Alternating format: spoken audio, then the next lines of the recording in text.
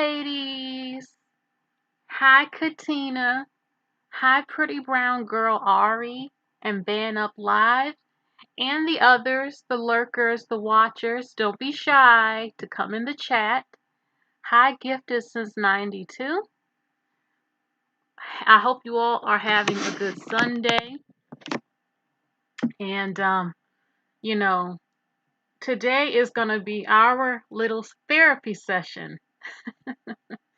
All are welcome. And I love a good quote. I love inspirational quotes. I love things that make me think on a deep level or things that inspire me. Especially, listen, I'm just like all of you. I have my days where I feel sad. I have my days where maybe I've cried a little bit, or I feel hopeless, or I feel regretful, or I feel anxious, or battle negative energy or negative thoughts and all types of things because that's what most humans at some point in their life go through. And we're all human, including me. And I have battled kind of severe depression in my past, in my teenage years. And anyone who's gone through depression knows it can come on and off in your life. And I think all people go through things, but it's how you respond to it. And sometimes you need inspiration. Sometimes quotes can help you through, even if you have to look at it every single day or read it all the time to try to help you. Okay.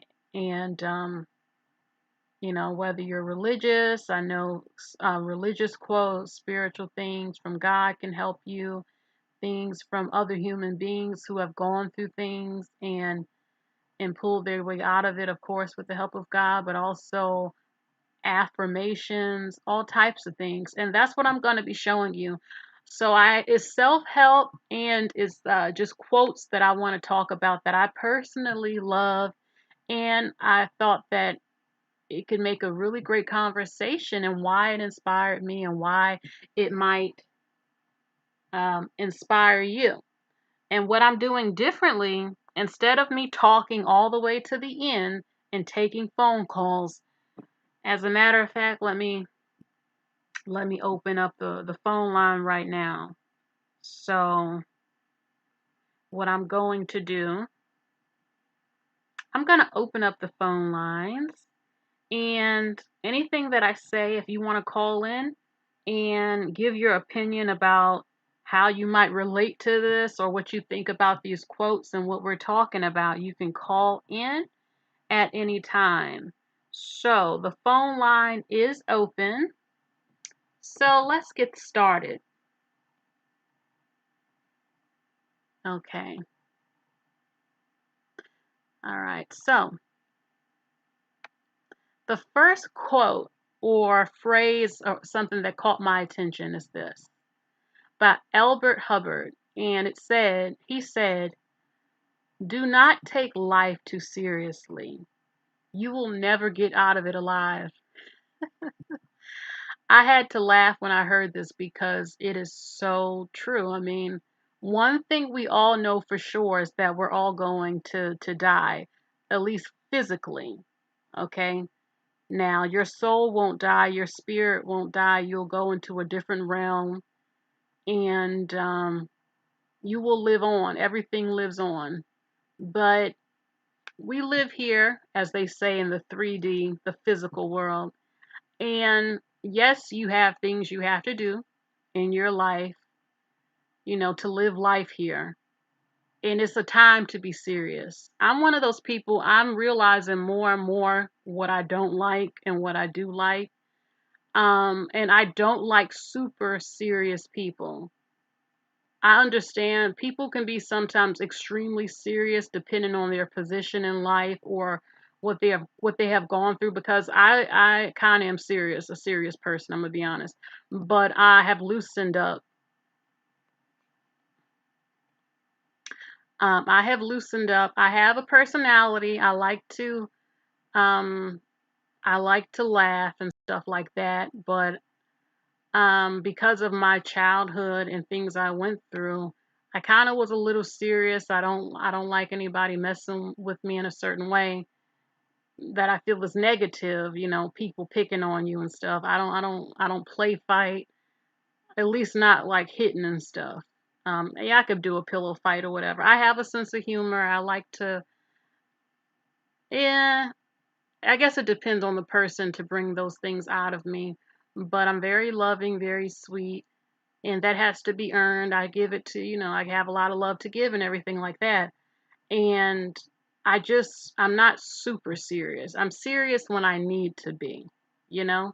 And that's one thing I like. I don't like a person that acts like they have a stick up their butt. People that every single little thing is extremely serious, like just going for a drive and going to get a cupcake or something, or a simple conversation. Like, loosen up some, because we're gonna die. We're on Earth. We're gonna get old. We're gonna die. There's a time to be serious. No, I don't want a goofball 24/7, but someone who can enjoy life. Enjoy life. Loosen up some. Don't change who you are. If you don't want to do something, then don't do it. But not everything is super serious. I've been around people where I swear to God, I'm like, what is wrong with you? Like, it's something so little. Like, we don't have to be super serious. Okay. God has put us on the earth to enjoy life. We know life is not perfect.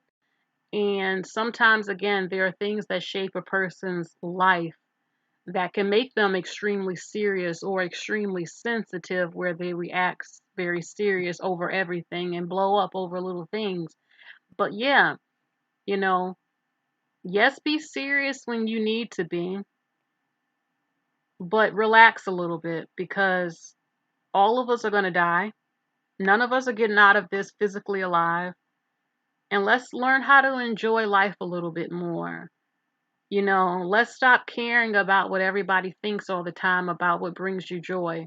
Of course, I don't support toxic, demonic things, but you know what I mean. Like, if you want to go ice skating, if you want to go water rafting, if you want to go bungee jumping, and I'm talking to all human beings, but I know as a black woman, I know that so many black people put limitations on things they think they can do, because some of you want to live within the stereotypes, which I refuse to do. We're human beings. Okay, I'm not one of those people, again, where I can't watch certain things because the characters are white. I can't look. Like, love is love. People are people. A lot of us like to do a lot of the same things. If you want to, hi, Cool Beans podcast. Like, if you want to go ice skating, do it. I don't know any, when I was growing up, and I wanted to be an ice skater. And I don't know if some of you know who Oksana Bayul is, but anybody who's familiar with figure skating and knows who the legends are, Oksana Bayul, she's Russian, is one of them. I spoke about her on social media, and guess what? She responded to me. That was a dream come true, because I love Oksana Bayul and Ekaterina Gordieva, but most of all, Michelle Kwan. And I wanted to be an ice skater, so I still love to ice skate, and I didn't meet a lot of black girls that I knew that enjoy figure skating, but I'm sure a number of them are. There's also the famous black figure skater Sarah Bonelli, and I might talk about her in the future. And the thing is, I'm using myself as an example because I've gone ice skating where I'm the only black girl out there. Nobody cares or looks at me weird, and I'm having fun. I'll put on my headphones with classical music, and I'll literally start skating like I'm giving a performance, because that was my dream. One of my dreams was to be an ice skater. And, I've had some people tell me, "Oh, you're doing it so well," and stuff. And, I'm just having fun. And I don't care what anybody would think about me. If anyone wants to stereotype because I'm black, "Oh, you can't ice skate," I don't really care. And I think the older you get, the more you stop giving a damn about a lot of stuff. They say when people get old, they just really start speaking their mind. Old people, I'm talking about elderly, they really stop giving a crap and just saying their truth. But why wait till you get old, you know, to say your truth and to live the way that you want to live? Hopefully it's not toxic or anything, but being happy. Being happy because life is short. We're not going to be here long all the time. So why not try things that you never did before? Again, I've said this before as an example. If you go to the supermarket, sometimes I'll see fruit at the supermarket that I've never had in my life. And I said, you know what I'm going to do very soon? I'm going to buy up some of these fruits I've never had in my entire life, and I'm going to give them all a try. There are products I pass by all the time at the supermarket that I've never tried in my life. I kind of stick to some of the same things. And I said, you know what I'm going to do? I'm going to try out different stuff. We don't have to like the same thing forever. We can try different things. We can travel different places. We can study different things. We can dress differently. You can change anything you want to change. Sometimes it can be hard, you know. And this is a self-help video too. It can even come to mental health. I've struggled before with trying to keep a positive outlook on things and keep positive thoughts and stuff and battle against negativity. And there are ways and things to help you. Some of these affirmations and quotes help. And just don't give up on whatever you're trying to do. So, yes, this is the first quote by Albert Hubbard that I really like. Do not take life too seriously. You will never get out of it alive. So, okay, so that's the first one, and I really like that. The second quote that I found, now some of these quotes I found on Instagram, and I really like them. It says, pay attention to who you are with when you feel your best. That is so true. Who makes you happy in your life? Because once you start examining your circles, pay attention to people you think are your friends and stuff. Are they negative? Do they say things to go put you down? Do they say things against your dream? Do they compete with you? Frenemies, as they say. Do they try to sabotage you? Do they say negative things about someone you like? Who are the people in your life? What kind of energy do they have? Who makes you feel the happiest? Because that's who you need around you a lot. And speaking of frenemies, I've known people where they'll say this is their friend and everything they do, they got to go do it. They copy them to compete with them. They always feel they got to one up you. That's not a friend to me. Your friend should support you and be inspired by you and can have pride enough to say, not enough pride, they could easily say, I like that you did that. I want to do it too. Instead of, going against you or always trying to be better than you in competition with you. That shows that there's jealousy with them. And to me, a real friend doesn't have that kind of energy or spirit. Okay, someone that's jealous of you doesn't really want the best for you. And I don't trust jealous people. I mean, I think jealousy can be a natural human trait, but there's different type of jealousies. Like if you can admit, God, I'm so jealous of her body. I wish my body was like that. I don't think that's so bad when you can admit, damn, I really admire her body. I want that body. I admire it. Shit, why couldn't I get that? But hating her and truly having a demonic negative spirit against her, for example, that's not good. So, yes, who makes you feel great in your life?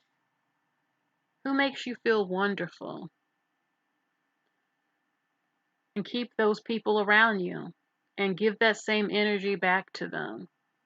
I don't like one sided friendships or relationships where you're always giving and giving and giving and they never give you anything back, not even emotionally or anything. You always give and give, you always support, you always say nice things, you always reach out. But do they do that for you? You always have to be the one to call.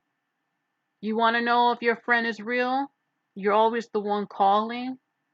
Don't call them for 3 months and see if they call you. Don't get me wrong, I've had moments where I'm in and out of people's lives, but it was never anything personal. I just, like I said, I've gone through my depression and days where I just can't talk to no one. If I'm not feeling bad, or if I'm feeling bad, or I have a lot of things I'm doing, but I'm always there. If I've ever gone in and out of people's lives, it was never anything personal. I think that's a air sign thing, a Libra thing in the Aquarius and Gemini, but it's never anything personal at large. Now, if I cut someone off completely, then it could be something, or just growing apart, or something like that. But yes, hi, Shaman of Truth. Okay, so, and yes, even if you know people who you're friends with,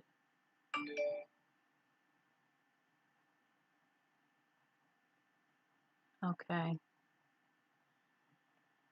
so even yourself, if you know someone, if you don't hear from them in a month or two, it doesn't always mean they don't like you. They could be busy. They could be going through something. You could check on them, or when they call and they're their same selves and are sweet. I think I'm the type of person, we're going to talk about these quotes in just life where, um, I've known people where if I had not talked for a while, they felt some type of way, and it was never anything personal. When if I talk to them, I'm the same me. And if someone does that with me and they don't talk to me in maybe a month or two, and I hear from them and they're sweet and they're their same selves, I'm not holding a grudge, or I'm not going to throw a fit or take it so personally. Um, but it's great to hear from people. I'm not one of those people to like stress it. I don't take everything so extremely personal unless it's gone as months or something, or like I said, always the one calling you and you don't ever call me at all. Okay. Hi, Royal Carter, Fekala. Okay. So let's go to the next quote. I hope these quotes are touching your soul. And what I just said applies to people I consider friends or somewhat friends to me. Now, romantically, if it's a man and I don't hear from him in months, of course I'm gonna feel some type of way that's gonna hurt my feelings, or I'm pretty much thinking, okay, this guy, of course, he's not feeling me like this, or he would have said something, or something, I don't know, or it just hurt my feelings. It's different when it's a man, of course. Okay, now let's move on to the next quote.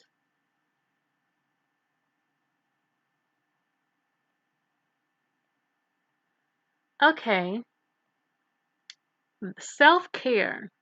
Now, I thought this was cute, and these are things that you can do to have self care. And you can listen to music. I love music, it calms me. I like music from all genres, and I like music again from the 40s to the 50s, all the way, I would say probably to the mid 2000s. There's a few recent songs I like, but yeah, music can be very soothing to your soul. Reading a book can calm you and it's very relaxing. Okay, reset, me time, taking time out for yourself. Even if you have kids and you're a mother, if you need to take 30 minutes to an hour, some people have a chill room. I know they said man caves for men. Well, some women have rooms. You might have a nice bed or a couch. It's decorated pretty with flowers and the TV and music playing or candles lit. As I said in here, it has flowers. Flowers can really brighten up a mood. Pretty flowers, getting enough rest for you to calm down. If your mind has been overactive, sometimes you might just need to take a nap, or just lay down if it's too much stress going on in your life. Having a hobby, having something to do to keep you occupied and to enjoy life, something that maybe you want to painting at the house, okay?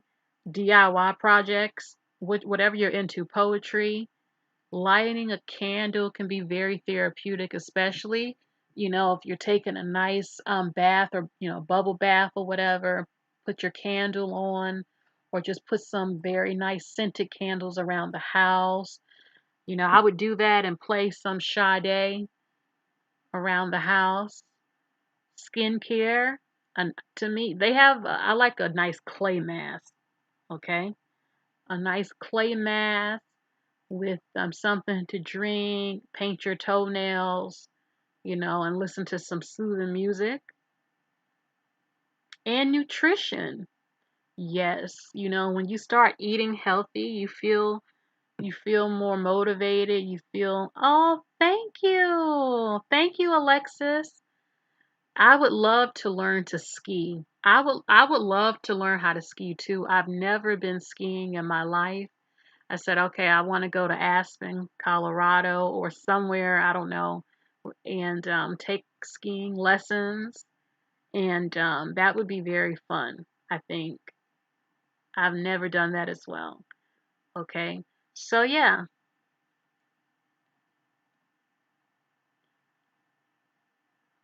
Elise Muscles says this. Muscles. You always have the chance to write a new chapter. You are the author of your own story. Oh man, is this not true? Sometimes in life, you know, we get stuck or we have given up on everything. Especially the older you get, they'll say, "Oh, you're having a midlife crisis." You can have those type of crisis before you even hit your midlife. Okay? There are times where you might think, "Oh my God, I'm this age. This hasn't been accomplished, or this didn't get done, or I had these plans and it didn't work that way, or oh my God, I had a child. Oh my goodness, I have the career or the job I wasn't hoping for, or you just feel stuck and you feel the pressure to get things together. And I love this quote because it's saying, our life is a book. Even um, I believe in the Christian faith. In the Bible, it says that your name is being written into the book of life, and you have your whole story being written. And yeah, you have your whole life is a story. How it ends, none of us knows. We don't know because the story is still being written every single day. And everything you do can affect how the story goes. We don't know. We don't know if we're going to end up happy. We don't know if we're going to end up miserable. We don't know what's going to happen. And but there is a such thing. The story is already laid out. We just don't know how it's going to go. And we can always change the chapter. Things that we did yesterday doesn't have to stay the same the next day. The chapters can change. What we do can change. We play a role in how this story goes, and we're the author. This is our life. This is not anybody else's life. High mind over matter. Thank you. This isn't anyone's life but your own, and that's one thing you have to remember while you're on planet Earth. Now, I know if you have kids, you do have a responsibility to your kids and stuff, but remember, this is your life, not your parents, not your relatives, not your friends, not random people you meet. They all have their own life story they're going through, and you have yours. And you can't live for other people. You can't live for other people. This is your life, okay? If you like someone, if you want to do something, if you want to study something, you want to travel somewhere, you want to change something, you're the author of the story and how it goes. Now, God and the angels will help you through it, but you are the author. And you don't have to, the story doesn't have to stay the same on how it's been written so far. The next chapter can be different. We can change the next day or the next month. Anything, just about. Not saying life is always easy and there are no obstacles and things like that, but it can happen and we can help make it happen. Okay, I had put this in my community section. You will bloom if you take the time to water yourself. Yes, you will bloom if you take the time to water yourself. Self care, doing certain things to become your best self. You are a flower. I told you that months ago. We are flowers, especially as ladies. We're flowers, and it's time for us to bloom. We have to take care of ourselves. Thank you, Mind Over Matter. We have to water ourselves and nourish our soul and spirit and body, and then we will bloom. Okay? When you say yes to others, make sure you are not saying no to yourself. By Paulo Coelho. Or Coelho, okay? And this is true. There are a lot of people who are yes people. Yes, yes, yes. Everything they do is about saying yes to them, even if it's detrimental to yourself. This quote basically is saying you need to make sure that you're okay before you keep trying to please people all the time. That you're not sacrificing your own happiness for other people. That you're going along with the program because that's what someone told you you were supposed to do. That was supposed to make them happy. This is what society said. This is what I said. Well, maybe I don't agree with your views. Does it make me feel good? Does it make me feel happy? If it's, not anything toxic. Maybe I don't agree with how you feel. Maybe I don't agree with your worldviews. Maybe I don't want to have to say yes to everything. Thank you so much, Mind Over Matter. Thank you. She says, I appreciate the work you've put into research and study. Thank you, Mind Over Matter. God bless you.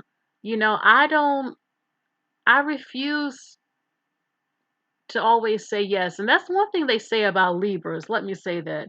Sometimes certain things I read about the zodiac is true and some stuff isn't true. Like, yeah, we want to make sure our partner, our man, is happy, and our kids and people in our life that we love. We want to make them happy. But damn it, I'm not going to let you abuse me, or I'm not going to be in major depression. I can't always say yes to you, neglecting myself and becoming miserable. Oh, thank you. Who was this? Hold on. Thank you. Um, okay. Let's see. Thank you, Katina. So, I want you all to make sure that don't always, it's okay to say yes to help people and to be a good person. But if there's something that makes you feel bad, or you feel you're neglecting your own self, your own happiness, because you keep trying to please everyone but you. Everyone, you keep giving money to people, but yet you don't spend any money on yourself to go get that mani and pedi or that facial you've been wanting, or a dress or outfit you've wanted, or something for self-care, or just something you wanted to treat yourself to. Everybody comes before you. Now, of course, your kids always, you have to make sure your kids are good, of course.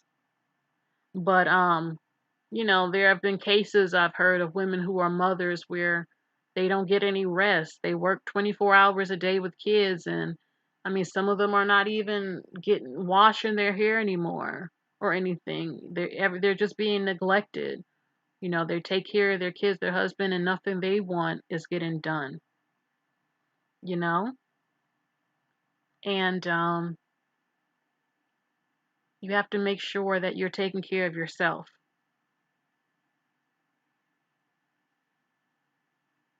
All right.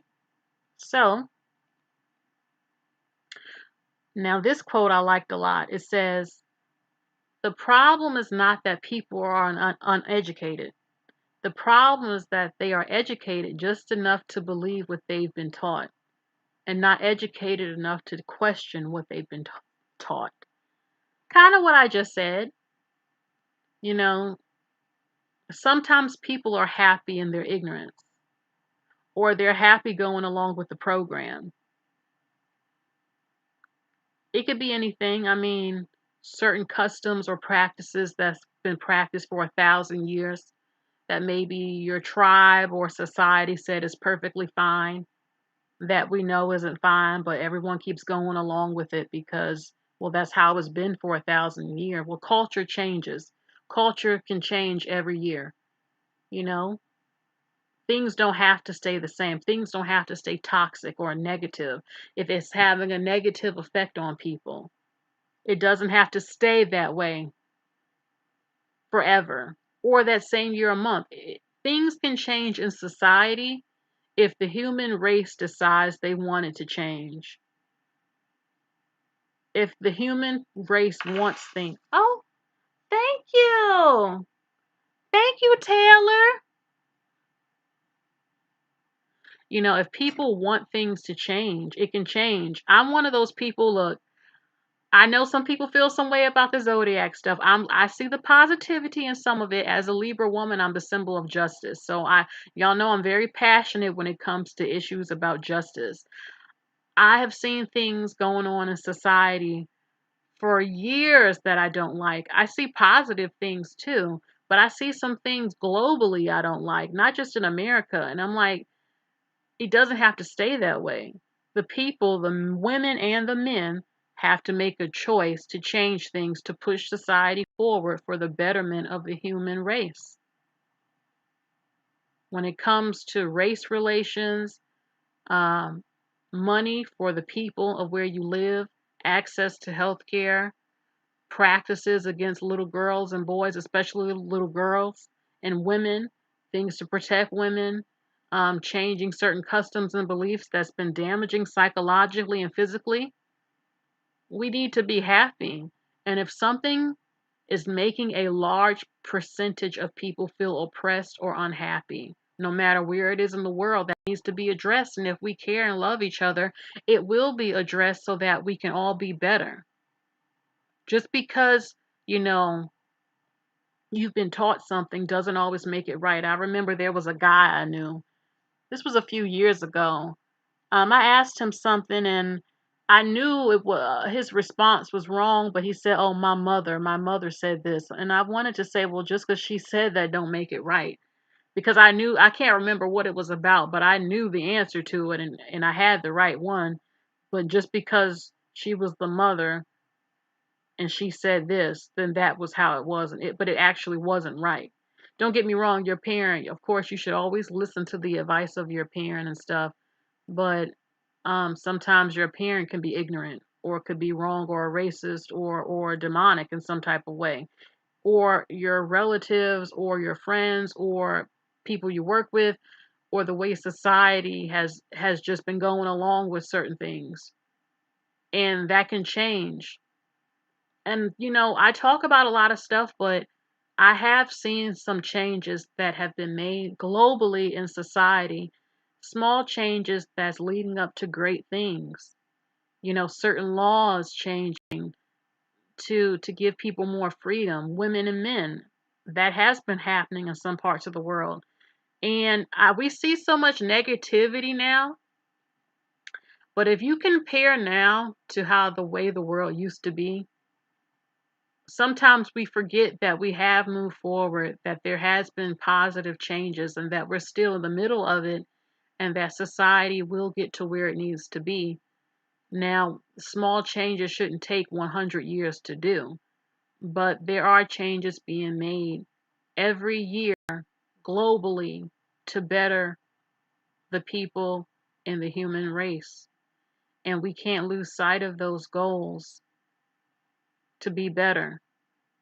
And we can't be afraid to break traditions and push for better traditions and cultural practices that no longer harm the people, especially, let's be honest, a lot of women in many parts of the world. Okay. So just because, and that can include anyone here, your family. Um, I've known some ignorant family members, I'm not going to say any names, who've said things that I completely don't agree with and I never will agree with, and I don't have to adapt their ideologies and things like that. I have a mind of my own and a good spirit. So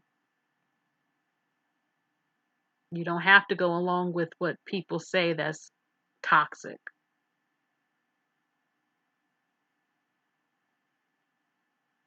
Okay? I really like this quote by Steve Jobs. Now, Steve Jobs, I think, was he the founder of Apple, or he had something to do with Apple, I think, the computers. He had became extremely successful and he passed away not long ago from cancer a few years ago. And he said this: your time is limited, so don't waste it living someone else's life. Again, we said it earlier, you cannot waste your time living someone else's life because our time here on earth is limited. So I really like that quote by Steve Jobs.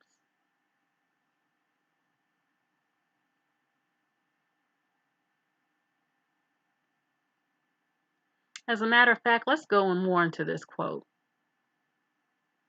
Let me think of more examples, something more women especially can relate to. It could be small things. Again, let's use marriage for example, because I've heard over the years that some women, even if you're not married but you're with someone for a while, sometimes you lose yourself. The things you used to do, you don't do anymore. The hobbies you used to have, you don't have anymore. The dreams you had, you gave up. And you start living for other people. Now, of course, you have to, again, be there for your children, help mold them, take care of them, and everything like that. But you have to find ways to enjoy yourself too, to not lose who you are. And I guess this can apply to some men too, who become busy with work and they just stop caring about their dreams or things they wanted to do. So, but our time here on earth is limited and you have to live for you. Steve Jobs didn't become successful living someone else's dream. He became who he was because he had his own dreams and was motivated.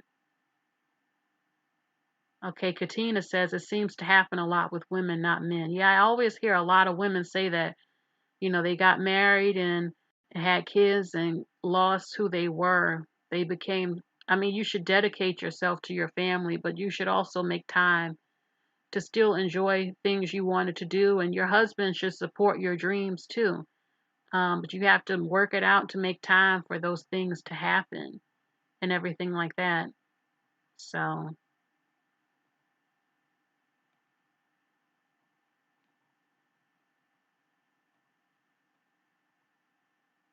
okay, it says people will say, you're going to end up alone because you're too picky. Me, I say, you're going to end up divorced because you settled for less. You settle for less. This quote right here, I mean, I guess it's kind of true a little bit. There are people who will say your standards, there are so many, this happens to women usually because we have eggs, we have that pressure, that clock ticking for us to have kids and stuff, and you feel the pressure. And then people start wanting you to just pick any doggone thing. Just get pregnant. Just get married, damn it. Your age is getting up there to find. And a lot of women have settled in their life.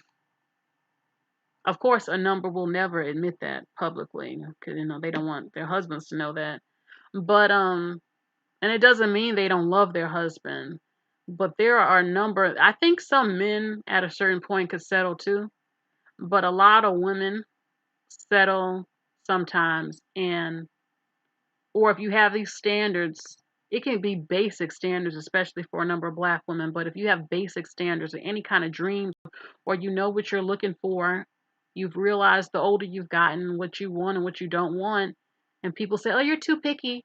You said he doesn't need to smoke. He doesn't have to have a jail record or 5 different women to of his kids. And, you know, he doesn't play video games constantly. That's too high of a standard. So you need to just settle and just get anyone. And how dare you want him to provide for you and them children? How dare you? There are women like this. And they'll say you're too picky. And then some people will say, no, you might end up unhappy and divorced later down the years because you were the one who settled. You were the one who just settled for the first man that asked you to marry him. Or maybe you pressured him, or he just asked and you knew you didn't love him like that. But you wanted the title of being called a wife in the ring, or you just felt like there was nothing else you could get, so you settled. And then later down the years, you realize how unhappy you are, or he's not who you thought you are, you're arguing, or he had nothing to offer you when you were dating him. You thought all this potential, but you weren't seeing any results. You end up pregnant, you end up with 3 to 4 kids by him, and he's still unable to, you're still struggling to buy Pampers and formula or whatever. You're miserable because they say a lot of divorces, at least in America, have ended because of financial issues. And when half the time, I mean, it could have been avoided if you weren't dating a man who didn't have anything. I get things can change for a man if he's motivated, if he's actually working towards it. He has a job, he has the tools to get better. He's actually putting in the work. But there are some men who just are happy in their position. And again, there have been a number who said, why do I have to do anything if she's still sleeping with me and she's accepted it? I don't have to really change, or I can say, well, baby, you're gonna build with me, and you're not even, you ain't building nothing. But or you feel like, well, he just loves me, and we'll just be in this struggle together, and nothing it ends up maybe bad down the years, and then y'all end up divorced, or he's cheating all over the place. He can't provide, and he's cheating on you. Lord have mercy. And driving your car around with different women, or the car, sleeping with women in your bedroom. Those are just a little bit of examples. So, yeah, this isn't always the case, but sometimes, yes, people can make you feel bad for having standards. They say it's being too picky, and it's not. You just don't want to. I take marriage seriously. It should be taken seriously. The person you have to supposedly spend the rest of your, well, you are if you're married, they say, if you're not going to get a divorce. I mean, you have to stay with them to the day you die. Why wouldn't that be taken seriously by anybody? I mean, I have to look at you, be with you till I leave the earth. That's a serious thing to me. They need to be the one, because I'm not going to, why? I mean, what? I don't think you just get married to random people at large if you can help it, because you want to have feelings for each other. You want to be able to know, I definitely don't, I don't mind waking up to you every day. So I'm happy with the person I'm with. Okay, so let's move on to the next. This quote is by J.K. Rowling. She is the author of oh my god, y'all know it was one of the biggest selling books made into a movie. um I can't even remember the name of the book right now, but y'all know what it is. Let me get my phone really quick. Leave it in the chat if you know who J.K. Rowling is. She's the author of an extremely popular book.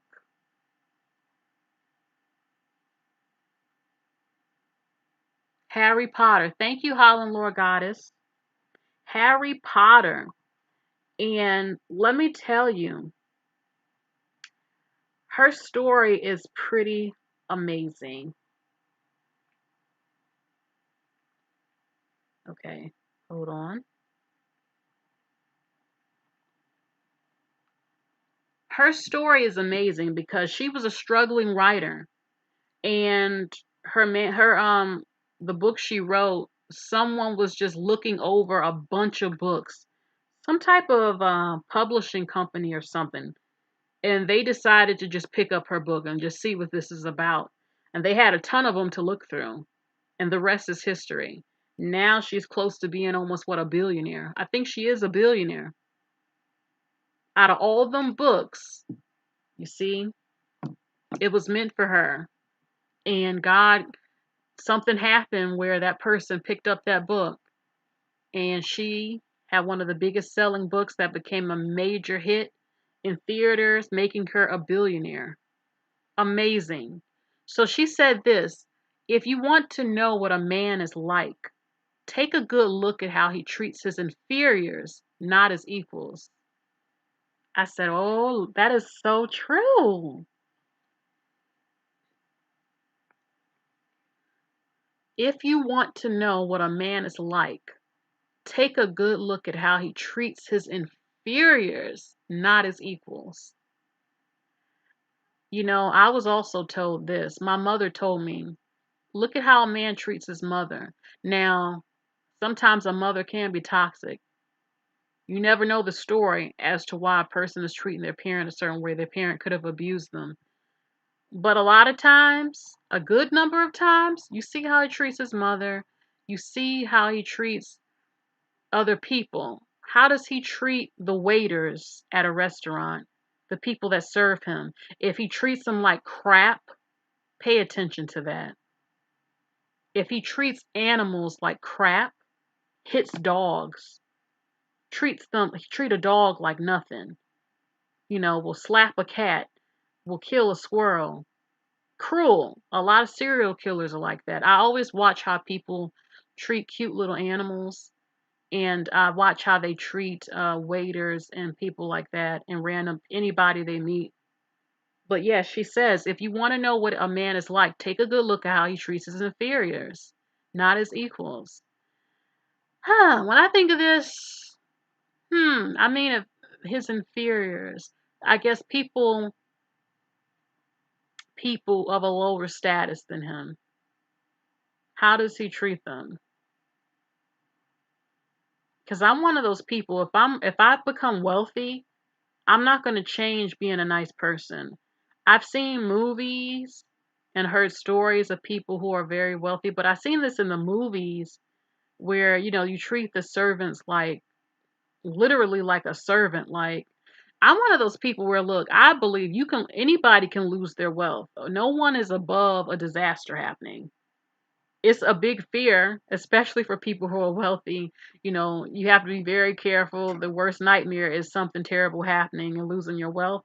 But I think, especially when you've been poor before, I mean, I haven't been in the poverty line, but I haven't been rich extreme. I don't know. Everyone's level of rich is different, because for a person who makes 40 million to a billionaire, that's nothing. That's like scraps. And to a trillionaire, a billionaire is scraps. So everyone's level is different, but we know 45 million, no one is going to complain about that, or being a billionaire or a multimillionaire. But anyway, I believe that just because you have money, you should not be a bad person or mean and cruel to people. And that, everybody works, whether you're rich or not. The poor person works and the rich person works to get there, to maintain wealth and to keep it. And people who serve you, who do your nails, who clean your beds, who cook for you, they're people too. And that's just a job they're doing to help feed their family. And you have to treat everybody with respect. Now, if they're disrespectful to you, then yeah, I'm going to treat you how you treat me. Point blank, period. I don't care who you are. But don't ever be snooty to people just because you have money. Now, if they're snooty to you, that's a different story. But just manners. Thank you, hello, thank you very much. I appreciate that. Or being sweet. Maybe you're very rich, but you have a servant whose family or is very poor. The holidays, or not even a holiday, just give them an extra little bonus here and there, or some extra clothes, or something sweet. Okay, so again, if you want to know what he's like, look at how he treats his inferiors, not his equals. Okay, hold on.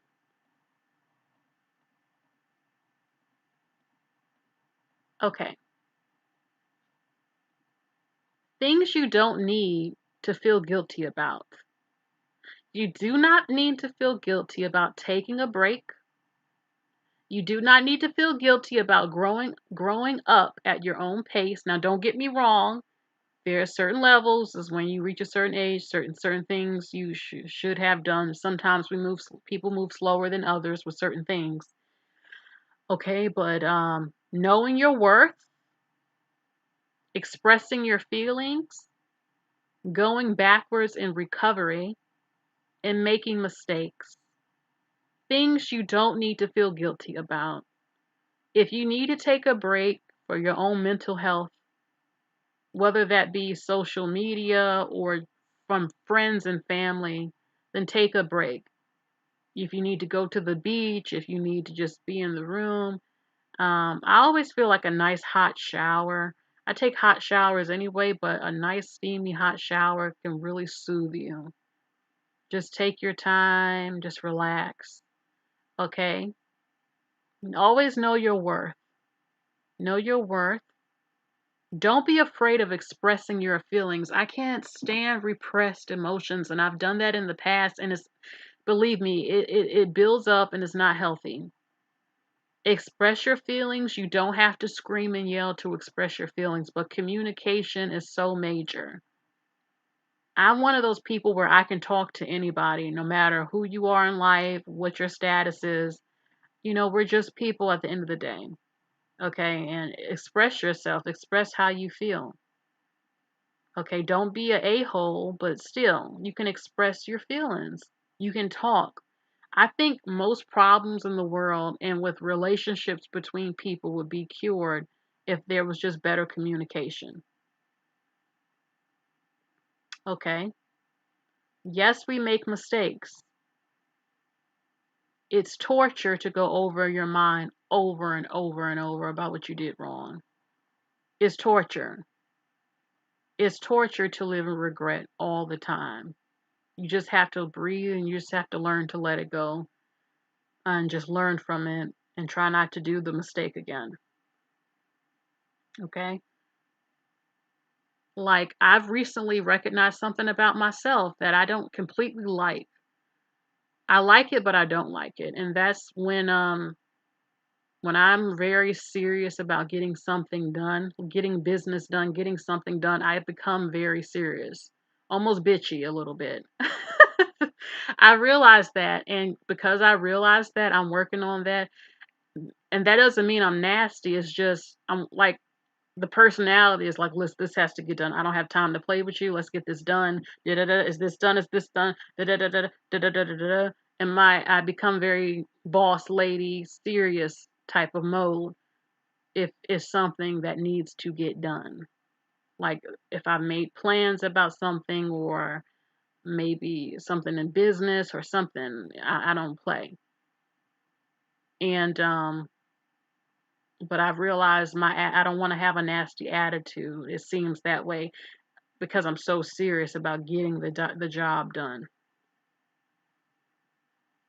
And that can actually be good because people like that get the job done because we're no bullshit, get this shit done, and being very organized.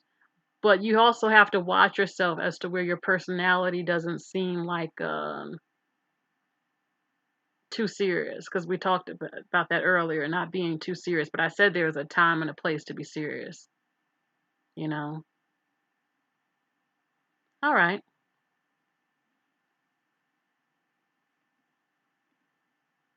Self-care things. Okay. Some things for self-care is taking some time off again, taking a break, journaling your thoughts. Sometimes writing down what's bothering you can really help you. It can really help you. Celebrating your small achievements, was an achievement to you. It could be getting your GED and deciding to have a nice little drink or a cupcake or just celebrating it in some type of way. Something that was a goal for you. Planning for the week ahead.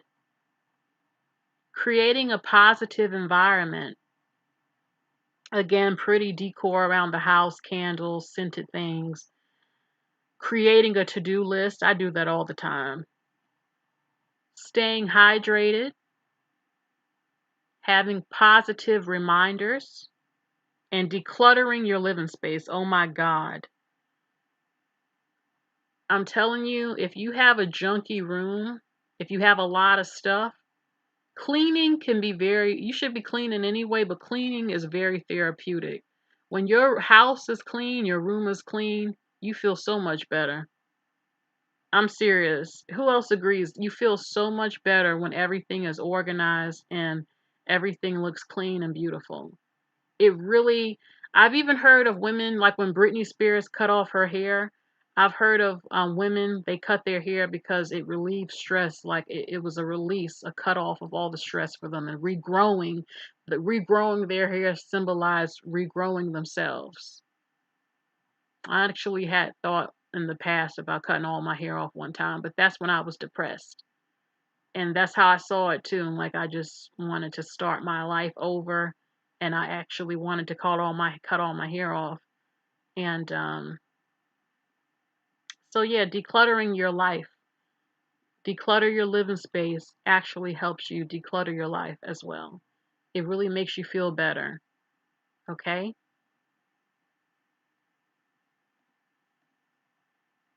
It's okay to transform into a new version of yourself. Again, I've said it before, who you were yesterday, you don't have to be that today or tomorrow. You don't have to be the same person you were. The level up is a transformation, damn it. It's not just physical, it's mental and spiritual too. And financial is everything.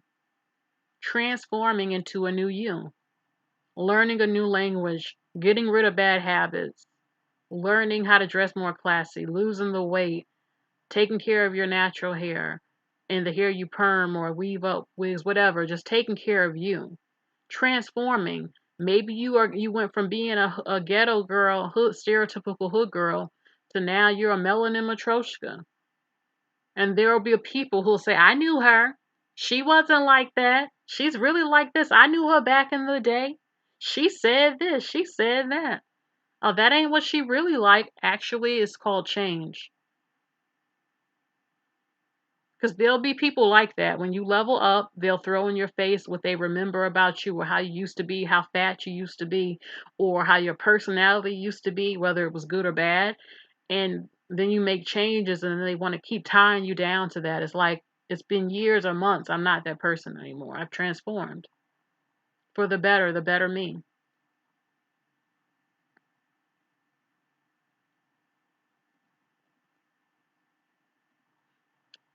Okay. If you make best friends with yourself, you're never alone. If you make best friends with yourself, you are never alone. I used to like to write songs, and I had a song I wrote called Learn to Be Lonely. There are a number of people who can't be by themselves. But once you learn to love yourself and you can actually stand being alone literally with yourself, you won't be alone. Like I said, I don't get bored with myself. It's always something to do, always something to look at, to read, something to do. But it's basically saying once you learn to love who you are and yourself and being with yourself, you won't have to depend on having other people around you to fulfill you. I've known people like that. Like they always got to have, it's nothing wrong. Like it's one thing if you have friends you grew up with and your friends, but it's another thing where you literally cannot be alone. I've known people who can't even go to the bathroom by themselves, which is crazy to me. Like, why do you need me to go to the bathroom with you? But some people need to learn what it's like to be alone a little bit so that they can get to know themselves, they can have time to themselves to breathe, and just learn that you don't have to depend on other people to be happy. But it's always good and it's very therapeutic and healthy to have friends, it's true. I mean, it gets lonely being all alone sometimes, but you get what I'm saying. There never has been and never will be another you. Ladies and men, but especially ladies, there never has been and never will be another you. We might have similarities to other people, but they're not you. You have your own life experiences, you have your own things you like, and you look like yourself, and there's not another you. Even when it comes to relationships, um, I can use myself or talk to you. You might like a guy, and he might have a lot of options, a lot of beautiful women. Well, let's say this, okay. I was told this, and it actually was one of the best things I heard because it makes so much sense. It's very simple. There will always be somebody that's considered better than you to someone else. I mean, that doesn't mean that it's something wrong with you. Like, I haven't really been told I'm ugly or anything, and I don't think I am. But I'm aware there are women who might have what might be considered, maybe they might have a better body, or maybe to someone else might look a little better.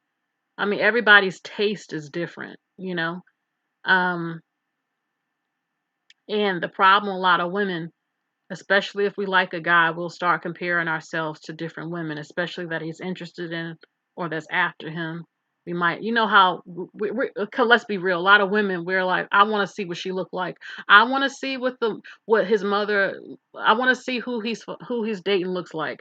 I want to know who's after him. What does she look like? I want to see who he's talking to or trying to talk to. What does she look like? I want to see because I want to know. Does she look better than me? Then again, everyone's taste is different. You want to know because women tend to compare. We want to know, what does she have that I don't have? What is she doing differently? This and that. Why does he want her, or why is he interested? And you'll drive yourself crazy. A woman will drive herself crazy doing this. Okay? Comparing yourself constantly, because this is going to sound conceited, but once you're confident in who you are and you know what you bring, you know what type of woman you are, you know the love you have, you know that what you would do to him. Oh, hold on. Thank you, Poseidon MGTOW. Once you know what you have to bring to this man and you know your worth, you'll stop doing that because in your mind you're like, she might be hot. I can even admit she might be hot. I'm hot too.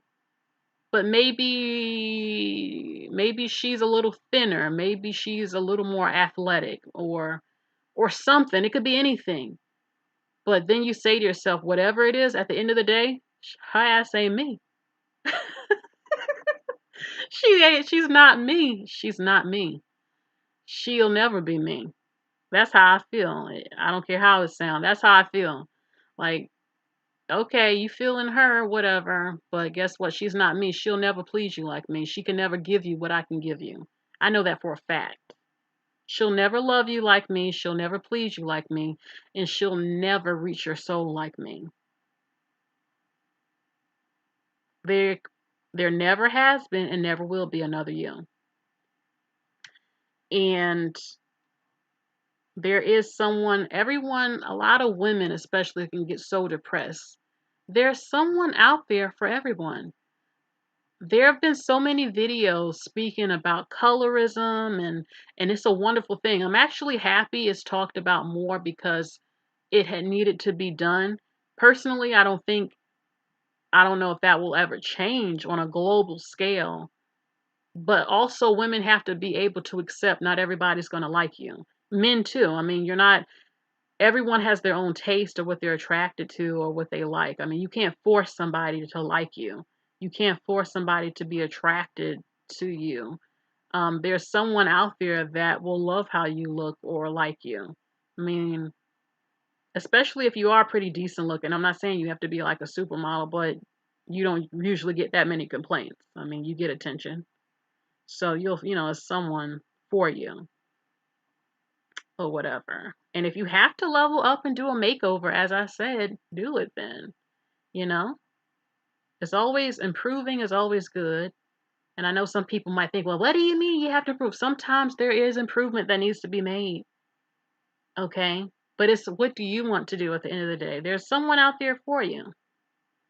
So let's stop driving ourselves crazy, comparing ourselves to others constantly, at least as far as especially when it's someone you like and you're trying to see what does he like or go for, and then you're comparing yourself, and maybe you might feel bad, or you think you're not good enough for him, or I mean, either he'll like you or he won't, or what can you do? you know and it's not always looks, it can be personality and all types of different things that can be a factor to it. But yeah, so yeah, there will never be another you. Okay.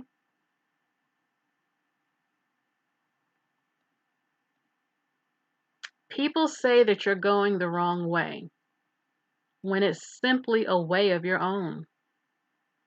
Now, this quote is by Angelina Jolie,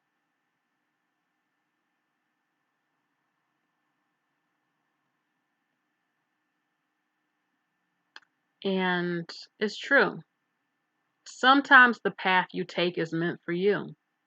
Not everybody has the same vision that you have. Not everybody is willing to be courageous like you, or put themselves out there like you. And you have people that might try to stop you from your destiny. When it's your way, this is your way, your life. They might say, no, no, no, this is not the way. This is not how you do it. Oh, I don't agree. But remember, you're not me. You're not me. This is my life, not yours. Now, of course, there are cases where there has been disaster for not listening to the right thing. Let's be honest here. Sometimes you should try to stay on the good path, but sometimes the way you're going is simply your way of how you do things, and it leads to greatness and to a great result. Okay? I think this quote is about being a leader, being in control of your destiny, or somewhat, and trying to make your own way, your own path. This is how you're doing it.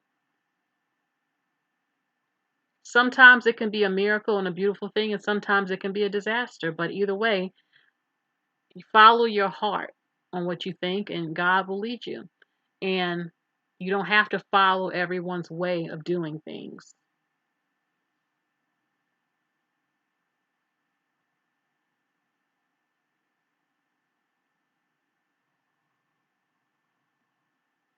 Thank you, mind over matter. She says, yes. Let's go back to this. She says, yes, doing an evaluation every so often about how you look is important.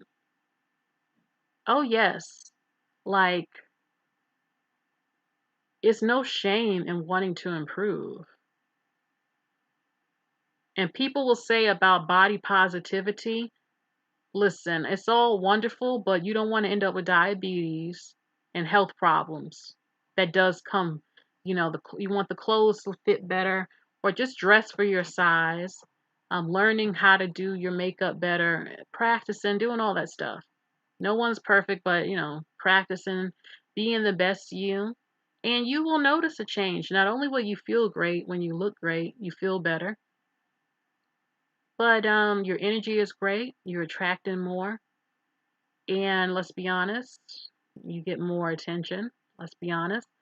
And when you feel good, when you look good a lot, you feel good. That's just been my experience, and it's pretty much true. And again, ladies, don't drive yourself nuts always comparing yourself. It can be hard sometimes, but I look at things as inspiration. Like if I look at videos, which I do, of women who are more in shape as far as with their muscle build up and stuff, that's inspiration to me. It motivates me to continue to try out different healthier recipes and um, exercising a little bit more, whatever, and being the best version that I can be. And again, you'll feel great. Now, everyone has their own different experience. No, I never felt unattractive or been made to feel that way at large, but you will see people that you think look so amazing, and then you find out they have insecurities because everyone does. Everyone does, even some of the best looking people. And when I say best looking, I'm saying anywhere you go, you know what I'm saying. Some people that have been declared the best looking in the world, you can find out maybe she struggled with bulimia or she didn't like something on her body or something like that. Everyone goes through that, no matter how we look. Because I used that example before. I was at the store with my mom, and this lady, I was very nice to her, and she told my mom, "Oh, I didn't think she would be like that because of how she looked." And that kind of shocked me because she gave me a compliment, but I thought, you think just because I'm attractive to you that I was going to be a nasty person? Well, why would you even think that or assume such a thing? So anyway, yeah.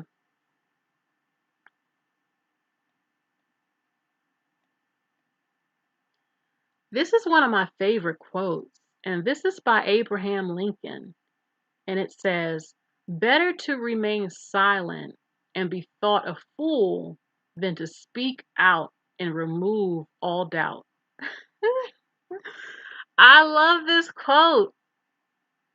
Better to remain silent and be thought a fool than to speak out and remove all doubt. Yes. Okay. Sometimes it's good just be quiet. Don't let nobody know what you're thinking. They might think you're ignorant or stupid, the underdog. But if you say something and you say something that is stupid, then what? They're all gonna, you know. Oh, hold on. Okay. That's how I take the quote. I could be wrong, but that's how I see it. You know, just hush your mouth. Let them think what they think about you. They think, okay, she don't know nothing. She's stupid or ignorant. And Libras are legendary for this, where people make assumptions or they think, I might do a whole video on things people about the zodiac stuff. But you know, I'm kind of like that. I'll sit in the background, I observe everything. I analyze things. I don't really say much all the time. Even with people in the past, I'll just observe how they're acting, interacting with people, what's coming out their mouth. Are they ignorant? Are they stupid? Are they trifling, racist? What's going on with them? And just really, observe them, see if I want to have them in my life at all in any kind of way. But anyway, you know, better to remain silent. Let them think you're ignorant and a fool, you don't know nothing, than to speak out and say something stupid and remove all doubt. Very, very funny and very true quote. I love this quote so much.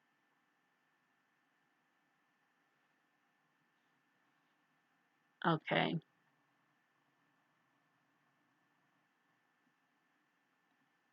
Oops. Okay. Hold on. Very, very good quote. If they say it's impossible for them, not for you. Again, people in your life, don't be around people that try to squash your dreams, that tell you you don't stand a chance. Oh, that's out of your league. You can't do that.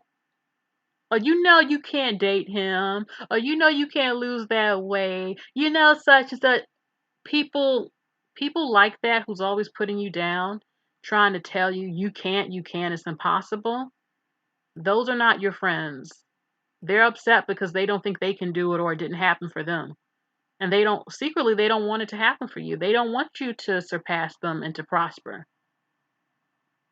And you know another quote that I found, and this is so true. Impossible, separate that, and it says, I'm possible.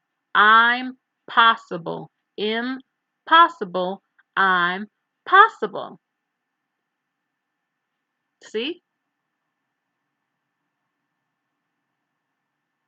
A lot of people's dreams have gotten squashed and aspirations because they were around people that made them doubt instead of believing themselves. I have been around people like that before who tried to make me believe I couldn't get something or it was impossible or oh that no, I don't want to hear that. No, I don't like pessimistic people. I'm not a pessimist, I'm an optimist. I'm optimistic, but I'm also a realist too. If I see, okay, maybe there is no hope, or I look at the situation, I can accept certain things, but I'm an optimist. I always hold on to hope. I try as much as possible.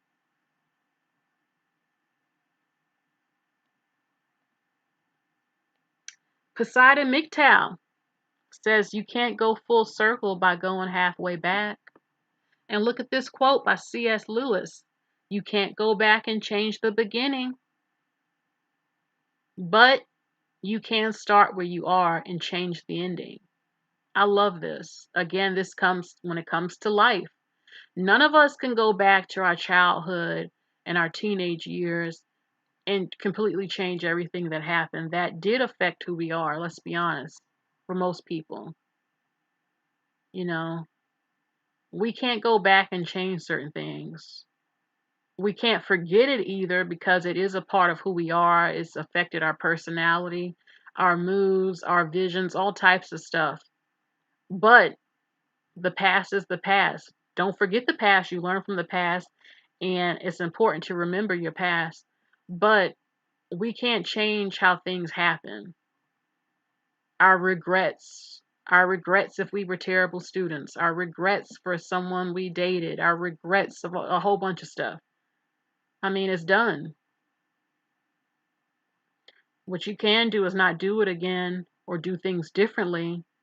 And where you are right now, again, when it comes to that chapter, changing the chapter, as I said earlier, the ending of how this is going to go before we leave the earth can change based on what we do, and we start where we are.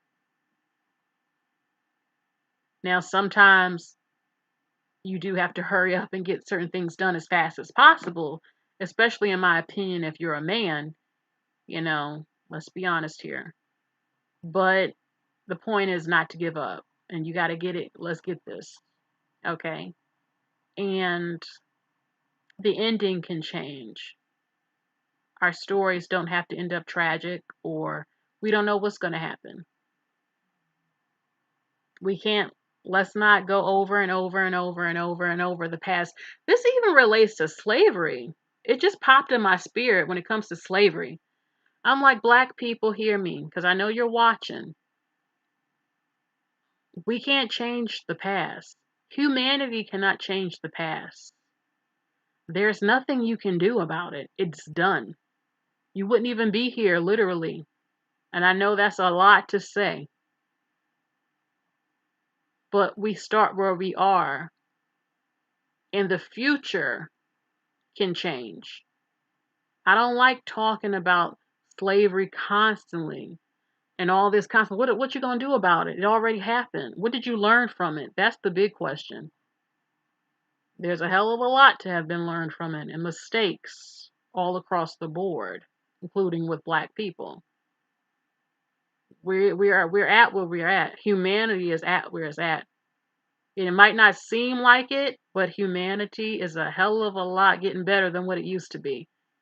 And I know it might not even seem that way because we still see horrible stories sometimes.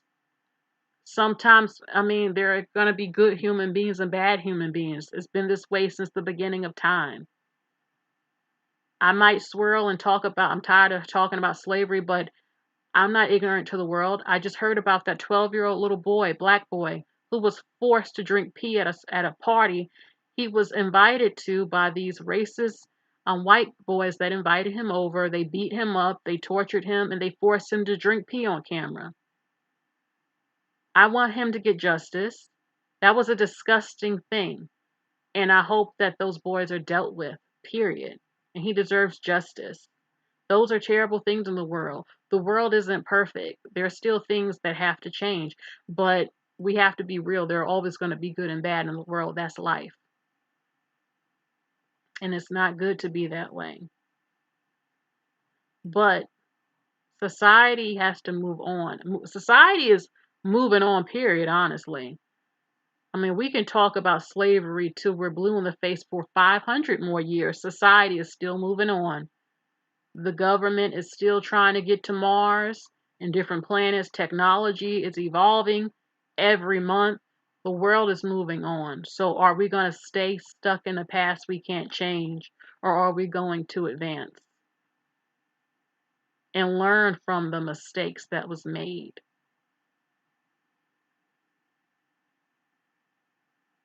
Okay. And like I said, if someone really hates the country, this day and age, you can move. Okay. So yes, we can't change the beginning, but we can start where you are and change the ending. Always admit when you're wrong. You'll save thousands in therapy and a few friendships too. I love this quote. It made me laugh a lot because it's so true.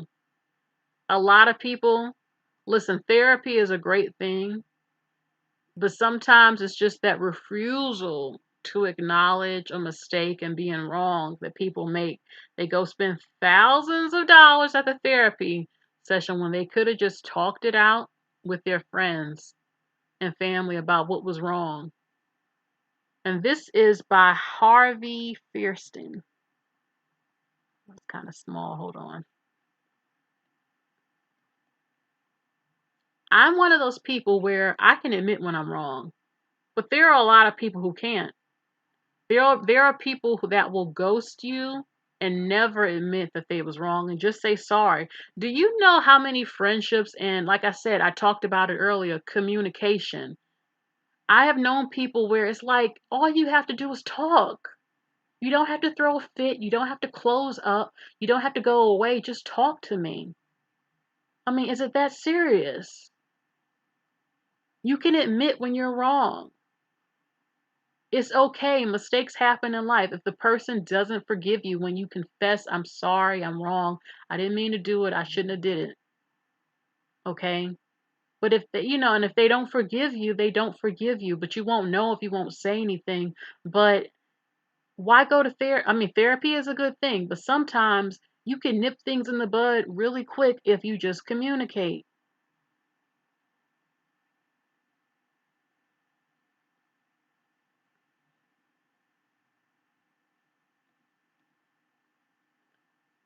Now, remember the phone line is open, so anybody that wants to call, you can call in anytime. All right. I love this quote by Samuel Johnson. He said, "Curiosity is one of the permanent and certain characteristics of a vigorous intellect."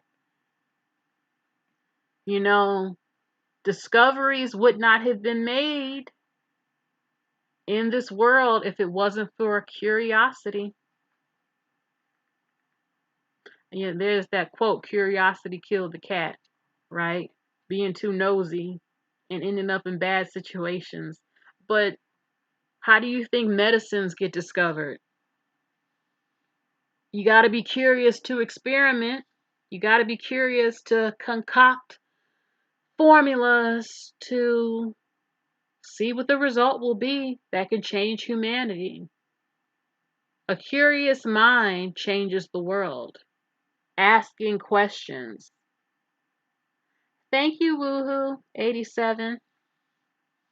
A curious mind.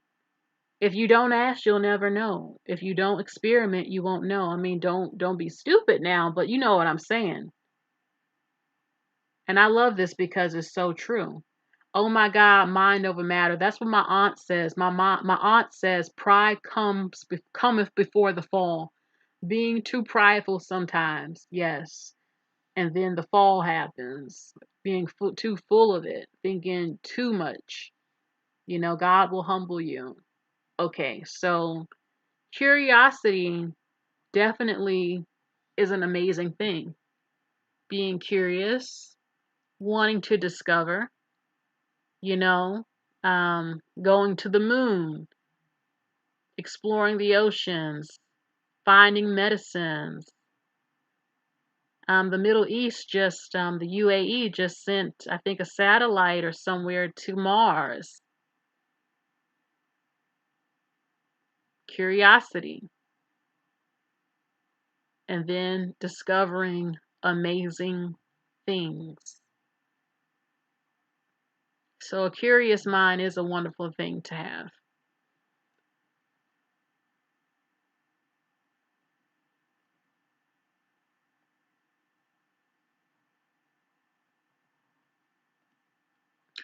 A simple adult conversation can clear up a lot of childish misunderstandings. Yes.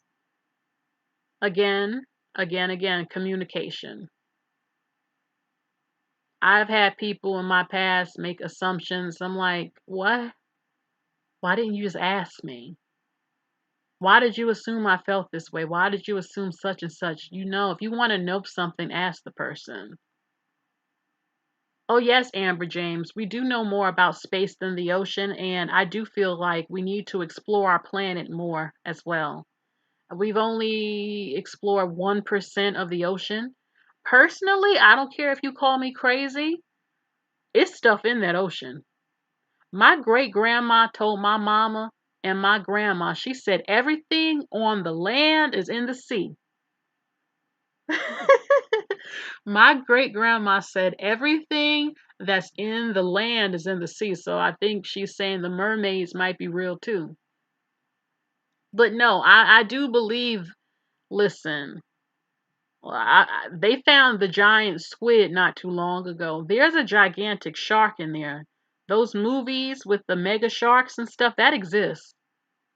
There are big sharks in the ocean. There are creatures we have never seen in the ocean. Some say that the aliens are in the ocean. Listen, I do believe God created different life forms. I mean, He created us. God created the animals, all types of species. I don't have any reason to believe God couldn't have created different life forms on different planets and in the planet and all types of stuff. God said, I have many kingdoms. It's in the Bible. I have many kingdoms. And the heavens is up there in space. The kingdoms are the different planets. At least that's my opinion. So no, yeah, I do believe, yes, I believe there's other different life forms created by God. And the planet, this universe, we don't even know how old it is, and it is a possibility. Who knows? I do know that there's some things in that ocean. It doesn't have to be aliens from a different world. But there are things in that ocean. There is no way something that large, and the majority of the planet is water. Of course, yes, it's something in there. I want us to explore it. What is down there? Because I mean, honestly, we don't have the technology yet to go down so far because the pressure of the water, the machines would explode down there. But there have been discoveries as far as they could get of life forms, tiny life forms, fish down there. And I believe there are big, big life forms down in the ocean that can withstand that type of pressure. And God knows what else is down there. And I really think we need to explore the oceans. Yes.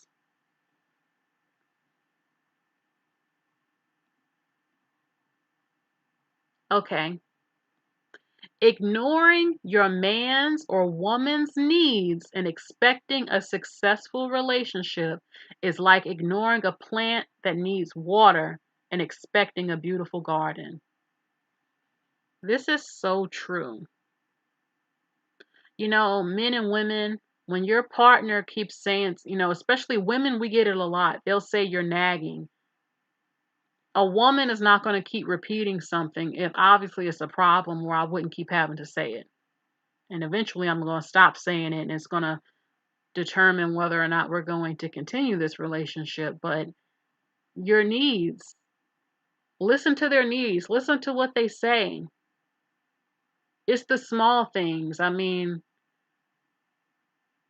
he might say, man, I really love some chocolate cake. And he's been saying this like twice a week. Eventually you get the hint, okay, he wants some chocolate cake.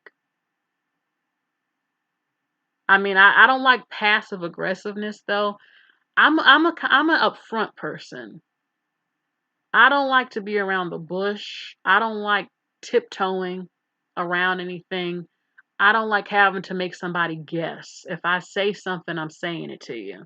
Now, it's how you say it. You should be respectful when you speak.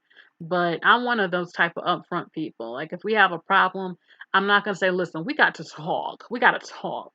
Listen, no, no. I don't do all that. I say, honey, I mean you're my man, I love you. Honey, I need to talk to you. Um, I have a little bit of a problem. It's really bothering me. It's hurting me.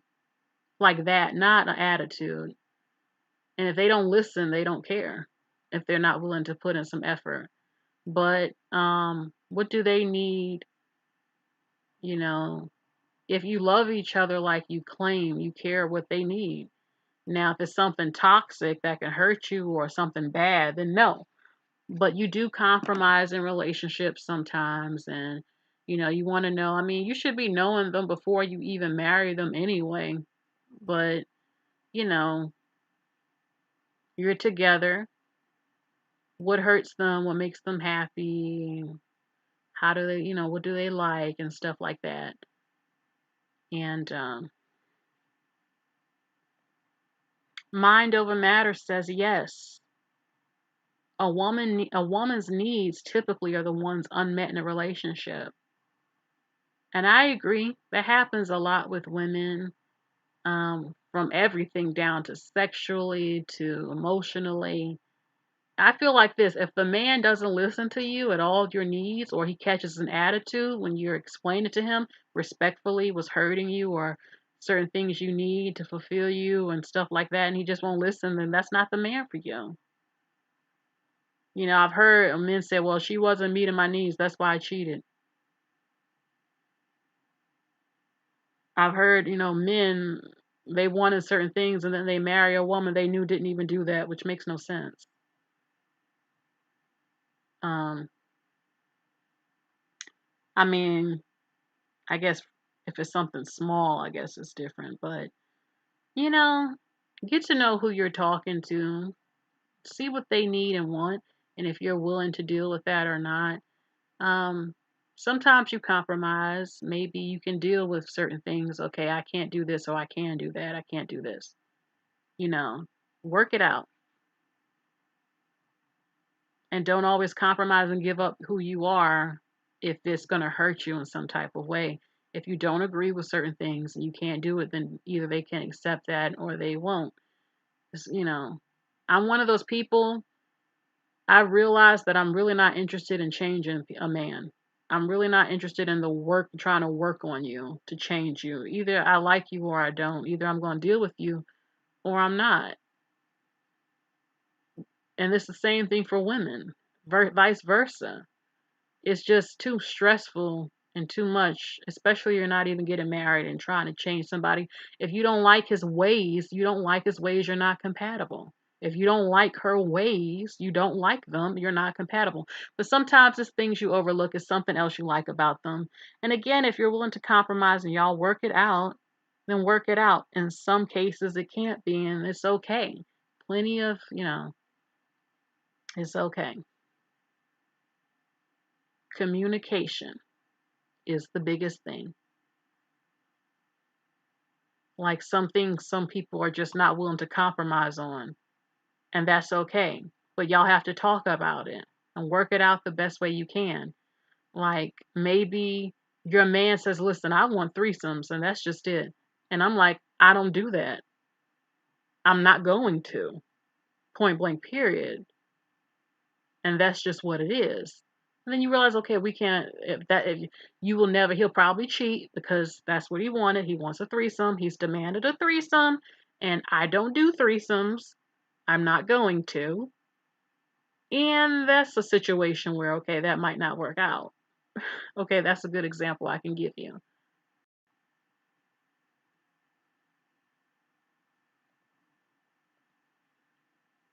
Okay,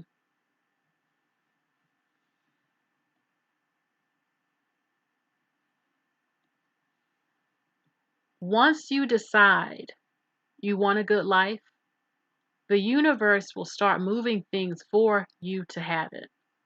The people you need will happen. The doors you need open will unblock. But not until you decide. Once you truly, sincerely decide, miracles will happen. Type amen if you believe. And that's so true. Once you get tired of the BS, as they say, about your life, what's going on in your life, once you decide and tell God, tell the universe, this is it. I know what I want. I want this. I need this. Please help me. Help me become better. Help me get these things. And if you pay attention, then things will be sent to you for it to happen.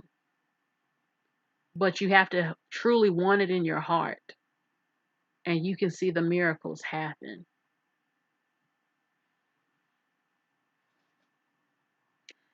People don't make up their mind until they're ready. And that's just the truth.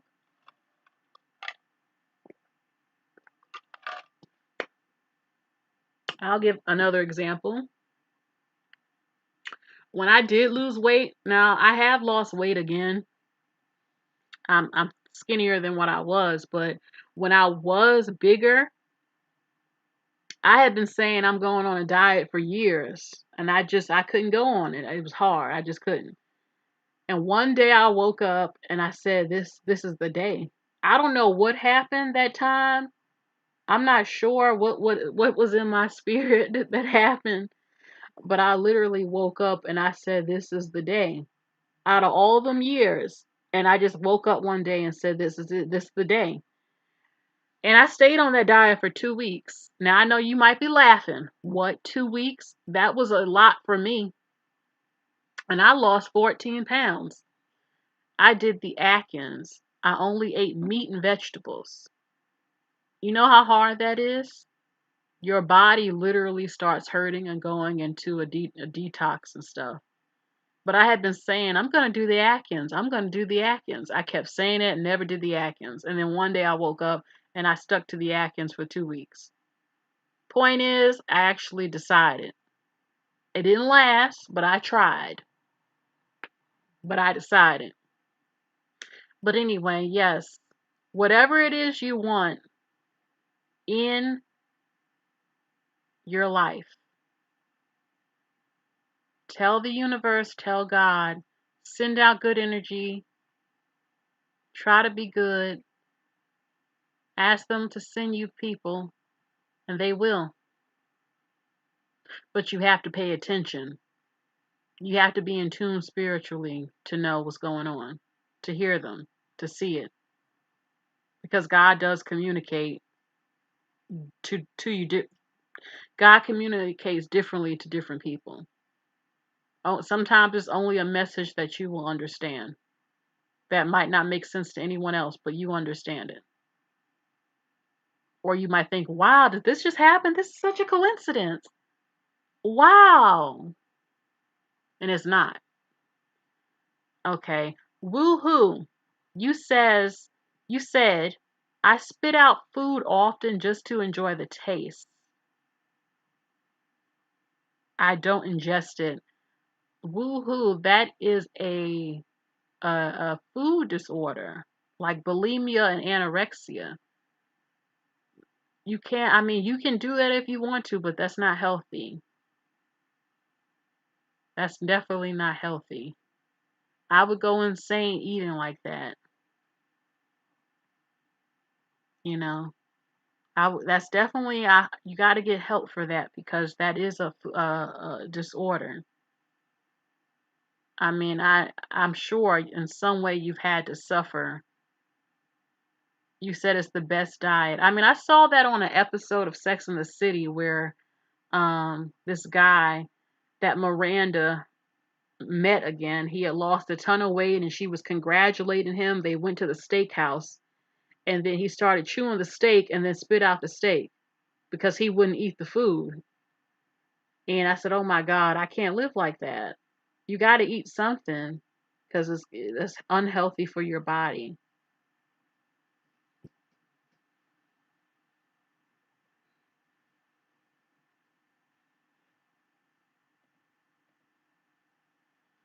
Okay,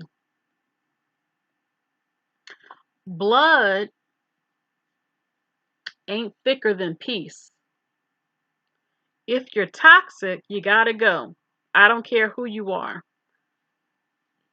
From some of the conversations I've had with you in some of my lives, many of you have talked about the toxicity with you know, your family, your parents, and the old saying is blood is thicker than water. That no matter what, your family is always thicker than anything. Nothing can break it. That's true and it's not true. I do notice in other cultures their families are more intact, they're more family oriented, and I really think that's a beautiful and great thing. But sometimes people have dysfunctional family members or toxic people in their um, family that might steal from you, that might hurt you. Cases of rape, many of you have shared. Haters, your own relatives treating you like somebody off the street. These things exist. Or toxic people, colorism within families, abuse, frenemies, competition, lying, just everything you can think of that you see or have experienced by people not related to you or random people can exist within families. And if you can't get any peace, just because they're blood related does not mean you have to suffer with them. You can love people from a distance, and if they're toxic, they have to go out your life. It can be hard if you grew up with a strong bond with people and you were friends and family, but you're close, but then you realize they're toxic and you feel it's hard. I mean, some people cry when they feel like they have to cut people off, including certain relatives. I mean, that can be a hard thing to do. But I feel if someone is really affecting your peace, whether that be a parent, a sibling, a cousin, a uncle, a grandma, a aunt, whatever, if they're toxic for you, you should not be abusing your spirit and yourself, forcing yourself to keep them always around you, and they're not good for you. For example, you're trying to do things with your life and they're trying to pull you down. Maybe they're racist. You have a relationship with someone not black or whatever, and they're racist, but you're not. Do you want them around your children? Would you trust them around your kids knowing they hated your relationship or had a jealousy towards it? Or they just are full of hate. Do you want that influencing you or your children to be around them? Or they have stolen from you. Do you really want to be around them knowing you can never leave your things around them or invite them over your house? Rape. You really want to have your children around someone you knew was a rapist in your family? Do you trust them? I mean, seriously.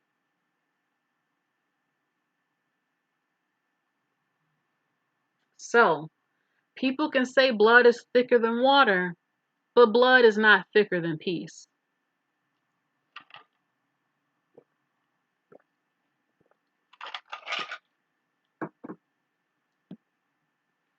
All right? And I'm all for nice, healthy families and being close and stuff. But some families just aren't like that. And some people can't understand that, but that's true. You have people that can totally screw you over and related to you, sleep with your man, lie on you, try to kill you, rob from you, beat you, put you down, compete, all of that. I'm not dealing with nobody that's a demonic entity, whether they are related or not. And sometimes it's just like that. Blood is not thicker than peace. If you're toxic, you have to go. That doesn't mean you don't actually love them. You can love people from a distance. No. All right. Someone said this: loyal because I appreciate you, not because I need you. Yeah, you can love someone and be loyal because you love who they are. It's a choice. I don't have to be loyal to you. I don't have to be nice to you. I don't have to love you. I don't have to give myself to you. I'm doing it because I want to, because I want to know you, because I love you, because I like you. Not because I have to need you. It's like I have to have you. I want you. I might not need you, but I want you.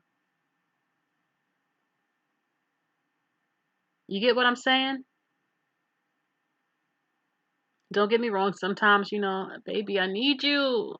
I need you. I need you, honey. I need you. I need you, baby. I need you.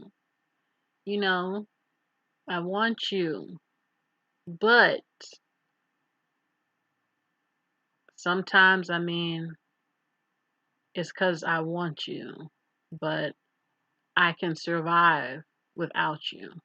But I'm loyal to you because I want to be.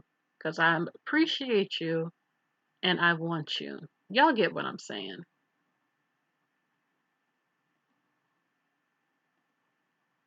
Lack of communication ruins everything. Again, because instead of knowing how the other person is feeling, we just assume. Yes, can't stress that enough. You want to know how someone's feeling, just ask them, have a conversation with them. Sometimes body language and their words can kind of let you know, but sometimes, communicate. Just don't assume. Ask them. And sometimes, you can just tell certain things. But in some cases, it's good to communicate, just to be sure.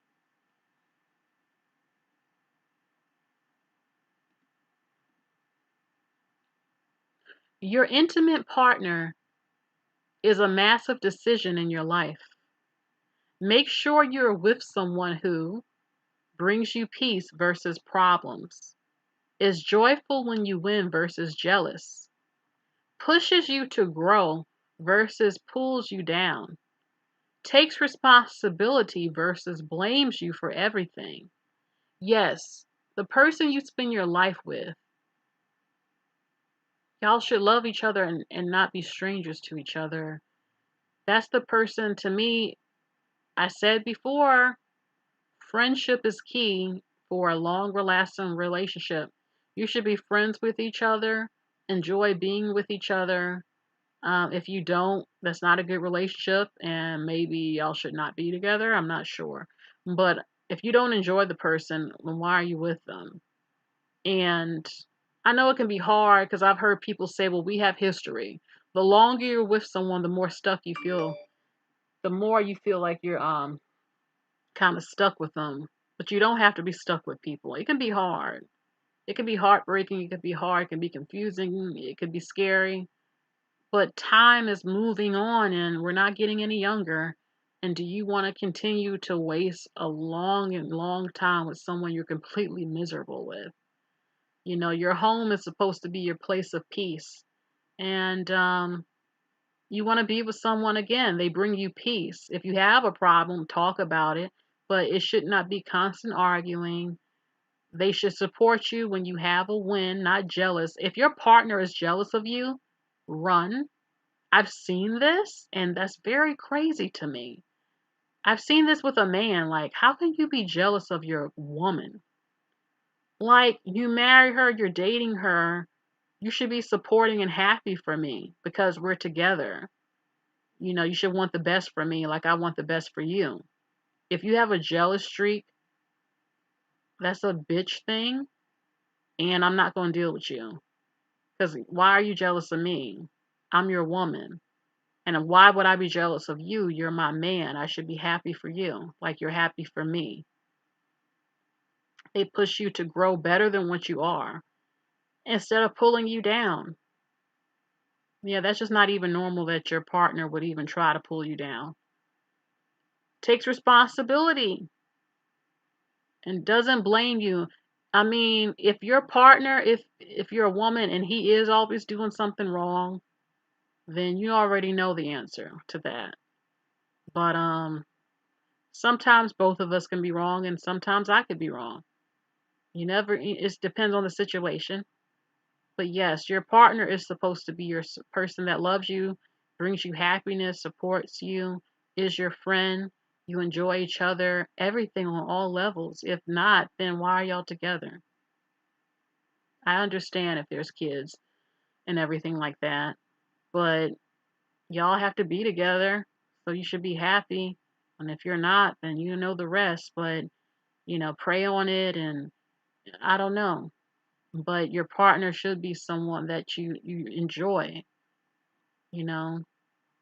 I've heard of these stories of people saying, you know, maybe they were married for 20 years, 30 years, and they don't even do things together on all levels anymore. And I'm like, damn.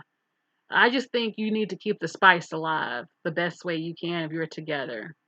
You know, you got to keep it fresh and young like when you first met. I understand people get bored with each other. You've been together for so long, but you got to keep it exciting in some way, you know?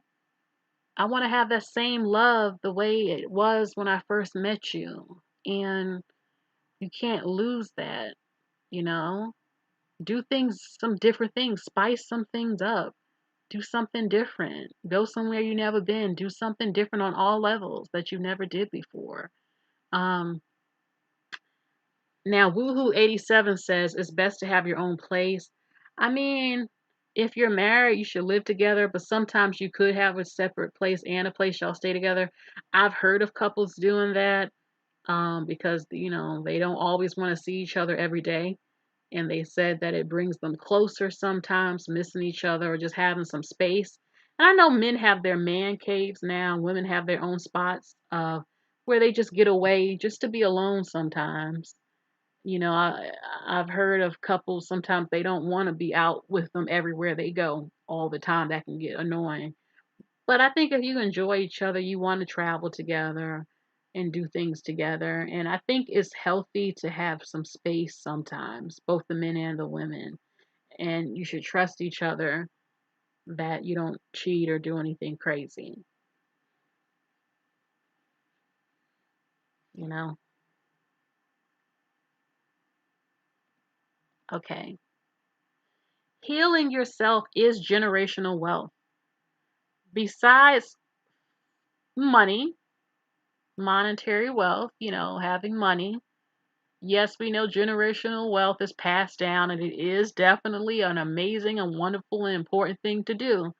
But also healing yourself because certain patterns that people have in their family that you have inherited can be passed down to your kids and keep fucking up the family. Excuse my language. You know, um, when it comes to the issue of marriage or kids, out of wedlock kids and stuff. I mean,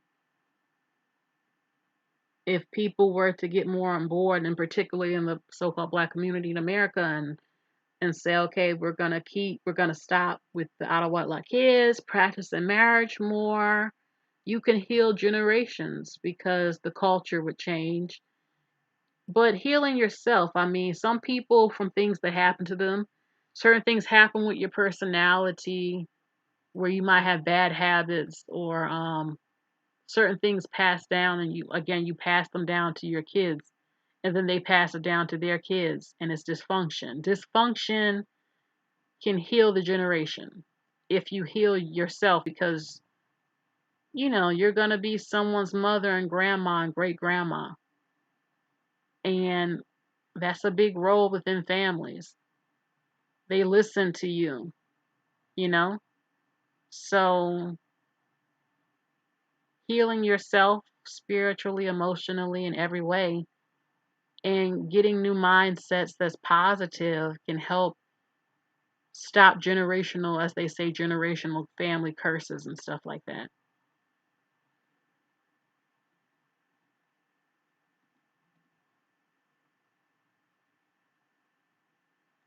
My friend just told me, you can't make him change because you love him. He will change because he loves you. And I felt that. Yes, again, when a person makes a decision, people do things when they're ready to. You can't make people do things. You can't make someone stop cheating or when if they don't want to. You can't make him love you because you want to. You can't make nobody do nothing because you want to. They have to decide when they're ready. Okay? And you just have to trust him and love him and vice versa. You can't be with someone 24 hours a day to know what they're doing.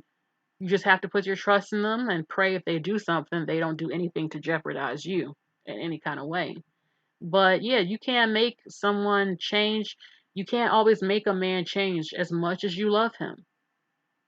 If he loves you and he makes the decision himself to change when he is ready, then he'll do it.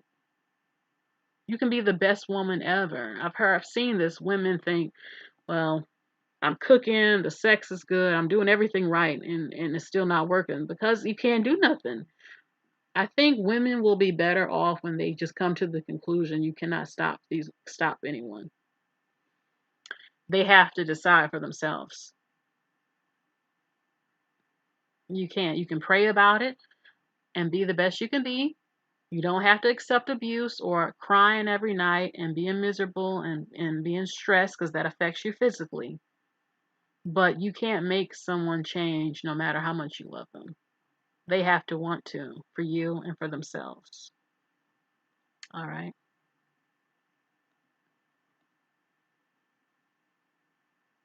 Life is hard for two reasons, because you're leaving your comfort zone or because you're staying in it. Very true. A lot of us are in our comfort zones, things we're used to, and doing something different can be scary because you don't know if it's going to end up in disaster or not. So, a lot of people stay in their comfort zones. They might think about doing different things, all types of stuff, but sometimes you can care what people think, or you don't know what's going to happen because of it, or you don't, if something could be too risky for you. And it can make life hard. It can be very stressful mentally because no one wants to keep living with regret or thinking, I want to do this, I want to do that, I want, and you never do it. So that can be stressful and make things hard. And some, because you're staying in that, or when you leave out of it, it can be stressful because maybe things don't go how you wanted or what you expect. And, you know, change. Change is not always easy for everyone. Yes, definitely not. So it can go either way. The thing is about trying to me. Most black sheep of the family become self healers, break their generational curses again, fear, guilt, and shame, and start their own lineage. Yes, there are a number of people who are the black sheep of the family sometimes, the different ones, the different thinkers. A lot of people who change the world are not always the same as everyone else. They were willing to take risk, or you're just different than some of your family, and breaking those generational curses, and you start your own lineage, meaning the family you have. You might change your family by teaching them different. You know how maybe your mom might say, "You don't do such and such." Well, I was doing this to you, and my mama did this to me. This is how we do it. But maybe you don't agree. Maybe it's something toxic. And then you're like, "No, this is my family. Yes, you are the grandma. Yes, you are the great grandma, but this is not your child. This is mine. This is my baby. I'm the mama." And I think this was toxic in the family. It ruined our family. It's not good. And I'm not going to raise my kids that way. You know, Mhm. you know, it can be certain cultural practices like that breast ironing thing or FGM, and like, no, I'm not doing this to my kids. No, we're not doing any of that. This is a new day. It's 2021. It's the future. It's damaging for so many reasons I can't say. I can say I have said, but all types of stuff.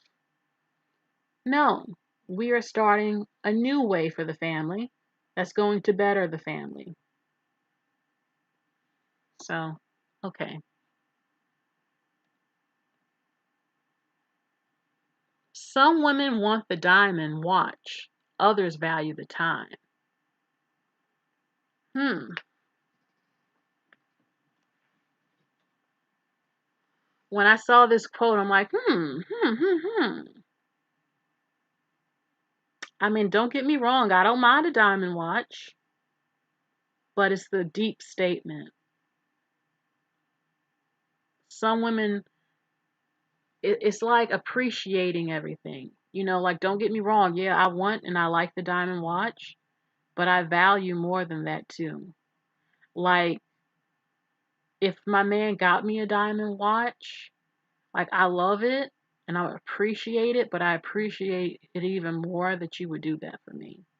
Like, I appreciate that you would get me this piece of jewelry because it's sentimental, it's something I wanted, or a color I like, or something like. I value all of it. The thought that went into it, you know. Like, I do stuff like that when I give gifts. I don't just get shit just because, oh, this is popular. No, like, I actually get sentimental type of thing, something that means something.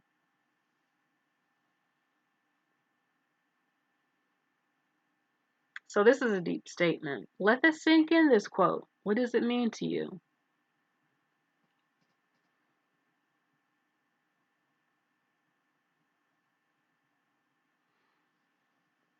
It kind of also means to me, like, yeah, listen, I'm a Libra woman, let's just be honest. I like nice things, or what's nice to me. I like travel, I like things, I like stuff, but I also appreciate sentimental things. I appreciate the thought, I appreciate everything, you know. I'm not extremely materialistic. Like, I like nice things. I like to be able to have the option to get what I want, but I don't go crazy if I don't get everything, but I like to know I can. Like, if I want the watch, I can get the watch. That doesn't mean I will get the watch, but if I wanted the watch, but the fact that, you know, I get this gift, not just because of what it is, but the thought that went behind it and that it meant something when you got me it. I hope this makes sense.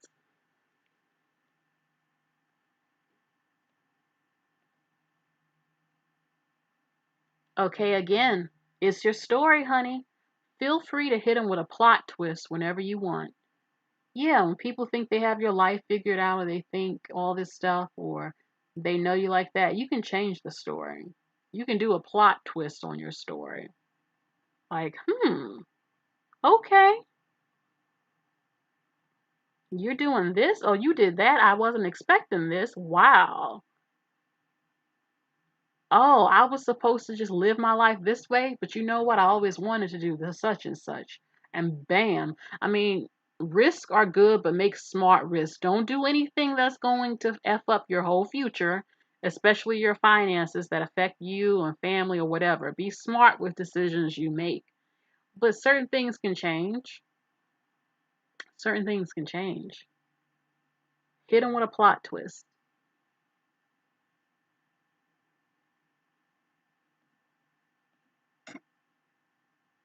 The best does not exist anywhere. There's always someone or something better somewhere. I said the same thing earlier. Like, just don't stress about always comparing or and all this stuff because something that could be considered better. I mean, someone might be smarter, someone might be more built or more skinny or something. It could be anything that someone might think is more of a step up. I mean, it's always something. So it's no reason to stress about it. There's no reason to stress about it.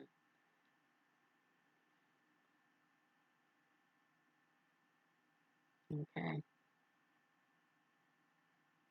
I can even say, like when you can, people who compete, I've never been an extremely jealous person.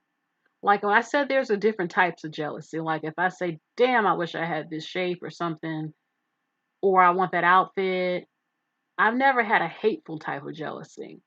Or of people who have accomplished more than me. And I've been around people who have been in competition with me, and it's like, I don't even give a damn about what you just did. Don't get me wrong, I care as to where I'm proud of you, and I think it's a wonderful accomplishment, but I have my own journey and my own life to worry about. I'm not worried about competing with you. Like, that's great what happened for you, and it's good for you, and I congratulate you, but I'm not going to think about that at night. Or, she got that. She got her master's degree. Oh, she thinks she's better than me. Oh, I don't have it. I don't think like that. I mean, that's her life. That's what she did or he did. I mean, that's a great thing. I'm not going to say maybe a person can't think, okay, they're more accomplished than me. Will that be a problem? Will they like me because I'm not as accomplished? Is that a factor for them towards me? People are like that, some people. But as far as that jealousy of I have to one up a person or I have to I'm only worried about my life.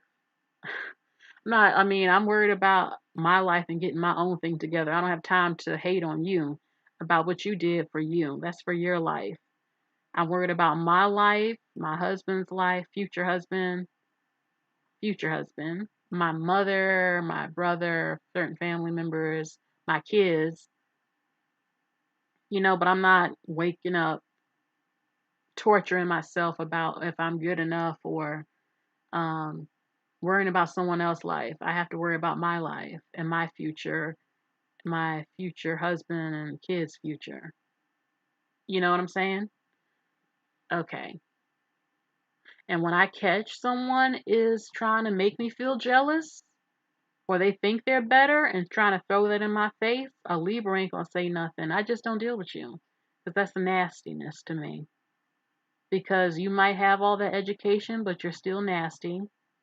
You still don't know how to act like a woman. You're still jealous. You're still not good.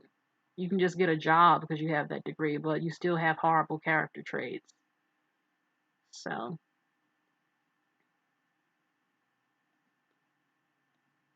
okay. And let me add, I'm not against it because education does help you in your life with your career. I mean, I would be a fool to ever promote not getting it. Let's just be honest here. I would not promote for my kids not to have such a thing. So I'm not against that. Okay. In the end, we will remember not the words of our enemies, but the silence of our friends. This is a good quote. You don't worry about the people you knew were against you or who were hating on you because you expect them to not support you or say anything. But the people that were your friends who are silent, that's what can hurt. And I've seen this before where you might talk about the house you got or some type of job you got, money you got. And when you hear your friend literally get quiet on that phone, I'm sorry. That's jealousy. I mean, I'm not saying everybody has to kiss your butt, but if you're around so called friends that when good things happen for you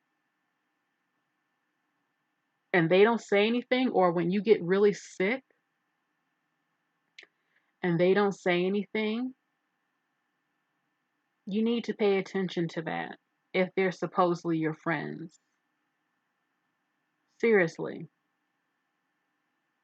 If you can't come to a friend for anything, even if it's money, that's a problem. I'm not saying, listen, I know I had a so called friend once. I gave her money. She said she would pay me back and never brung it up again and never paid me back. Of course, I took note of that. Like, I would have gave you it for free if you just said that. But if you're going to tell me you're going to pay me back, I expect you to pay me back. If you can't pay me back, I expect you to communicate and tell me I don't have the money. I can't pay you back. I'm sorry. But I thank you for that. I'm sorry. If I could give it back to you, I could, but I can't. But don't tell me you're going to give it back to me and you don't plan on giving it back to me. Now that's some shadiness. Now I don't feel like I can trust you. Again, communication. So yeah, pay attention.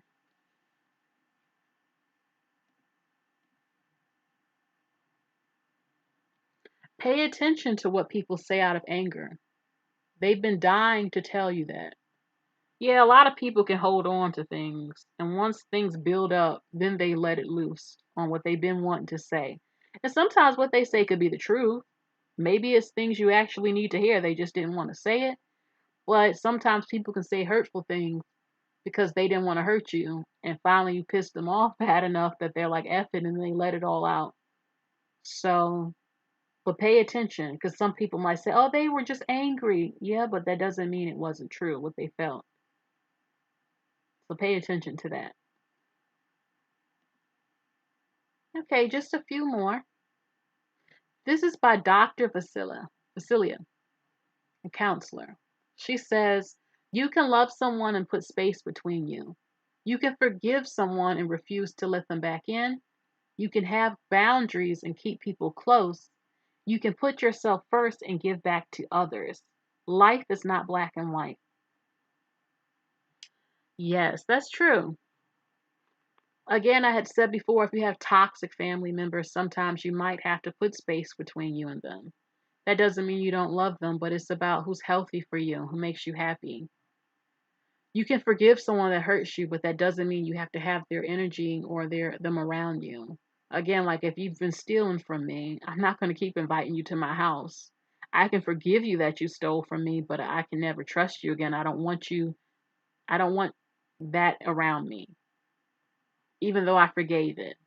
Um, I can be close to you, but I have boundaries about how you're going to respect me. You know, um,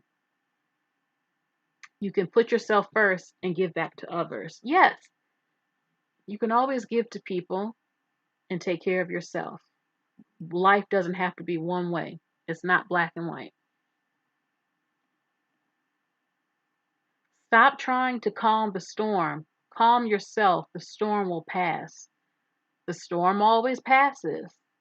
And sometimes you just have to let life be what it's going to be. I mean, sometimes. I mean, we do play a role in the chapters being written, and we have to do things, but sometimes things are out of our control. Sometimes things are a little bit in our control if we make the moves that we're supposed to do or we want to do, but sometimes you just can't always stop things. So we have to stay calm. God says, be still, know that I am God, meaning relax. You have to relax a little bit and be still, and this too shall pass, the storm.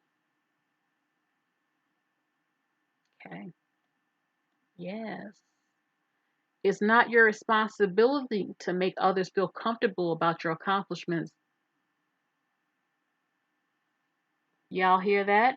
It's not your responsibility to make others feel comfortable about your accomplishments.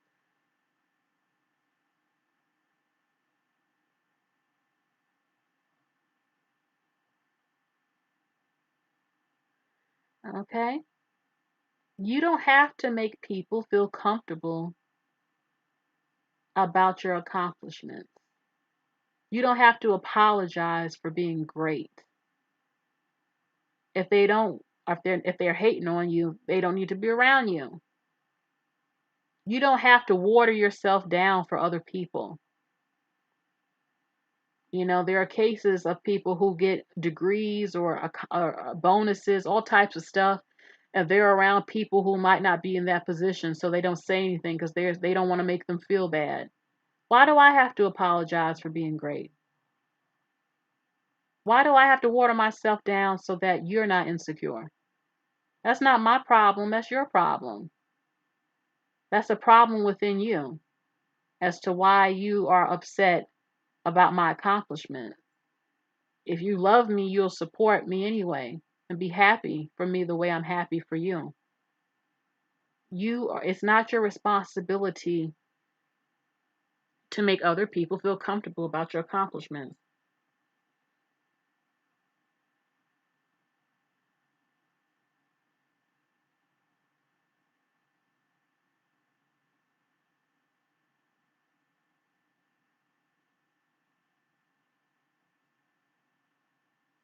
Okay, just checking to see how many of you are on here.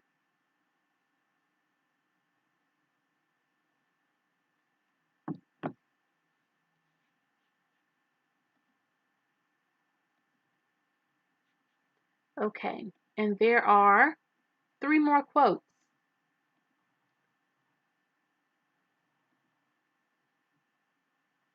Fall in love with the process of becoming the best version of yourself. Fall in love with you, with what you can become, what you can accomplish. Being the best version of who you can be. It doesn't mean perfection because none of us are perfect. The goal is to try to be perfect, but none of us are.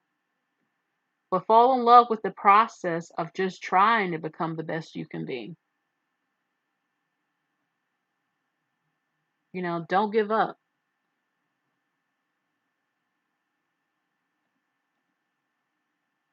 I've made it this far, and I'm curious to see how far I can go. Especially if you've ever felt suicidal or dealt with depression. I mean, look, you're still here. You didn't kill yourself. You didn't give up. You didn't turn to drugs and ruin your life. You've made it far. You've made it here. You're still here. And let's see how far we can go. Before, we all will eventually physically go. But if we made it this far, obviously we were strong enough so we can go further. And we don't know how the chapter or how the story ends. So let's just stay vigilant. Let's just keep hope alive, keep our dreams close, our goals, love and being hopeful, and things can always change. Let's see how far we can go. And lastly, I believe in you and you can do the thing, which is so true. We all can do this. We all can be our better selves. And that's why I share these quotes, these inspirational messages, and everything like that. I just felt like not only for myself, but for all of you or whoever is feeling really sad and depressed, that we can be great. We don't have to accept toxic things. Love exists and we can have love. Don't go crazy comparing yourself to others. We can level up, men and women, on all levels, to being our best versions of ourselves and have supportive, good people in our life or people that we might have to not talk to who are too toxic, but being better on all levels. This is self help, self care, and messages from people that God put it in their spirit to write these quotes that would help us. And I'm reading them and I shared my opinion, and I hope something I said resonated with some of you and inspired some of you. This is just part one. There definitely will be more of this in the future. And I hope something inspired you that was said today. And I thank all of you for the donations and most of all who joined this live discussion. So thank you all. I hope you all have a great Sunday, and I'll talk to you soon about more things. Bye, everybody.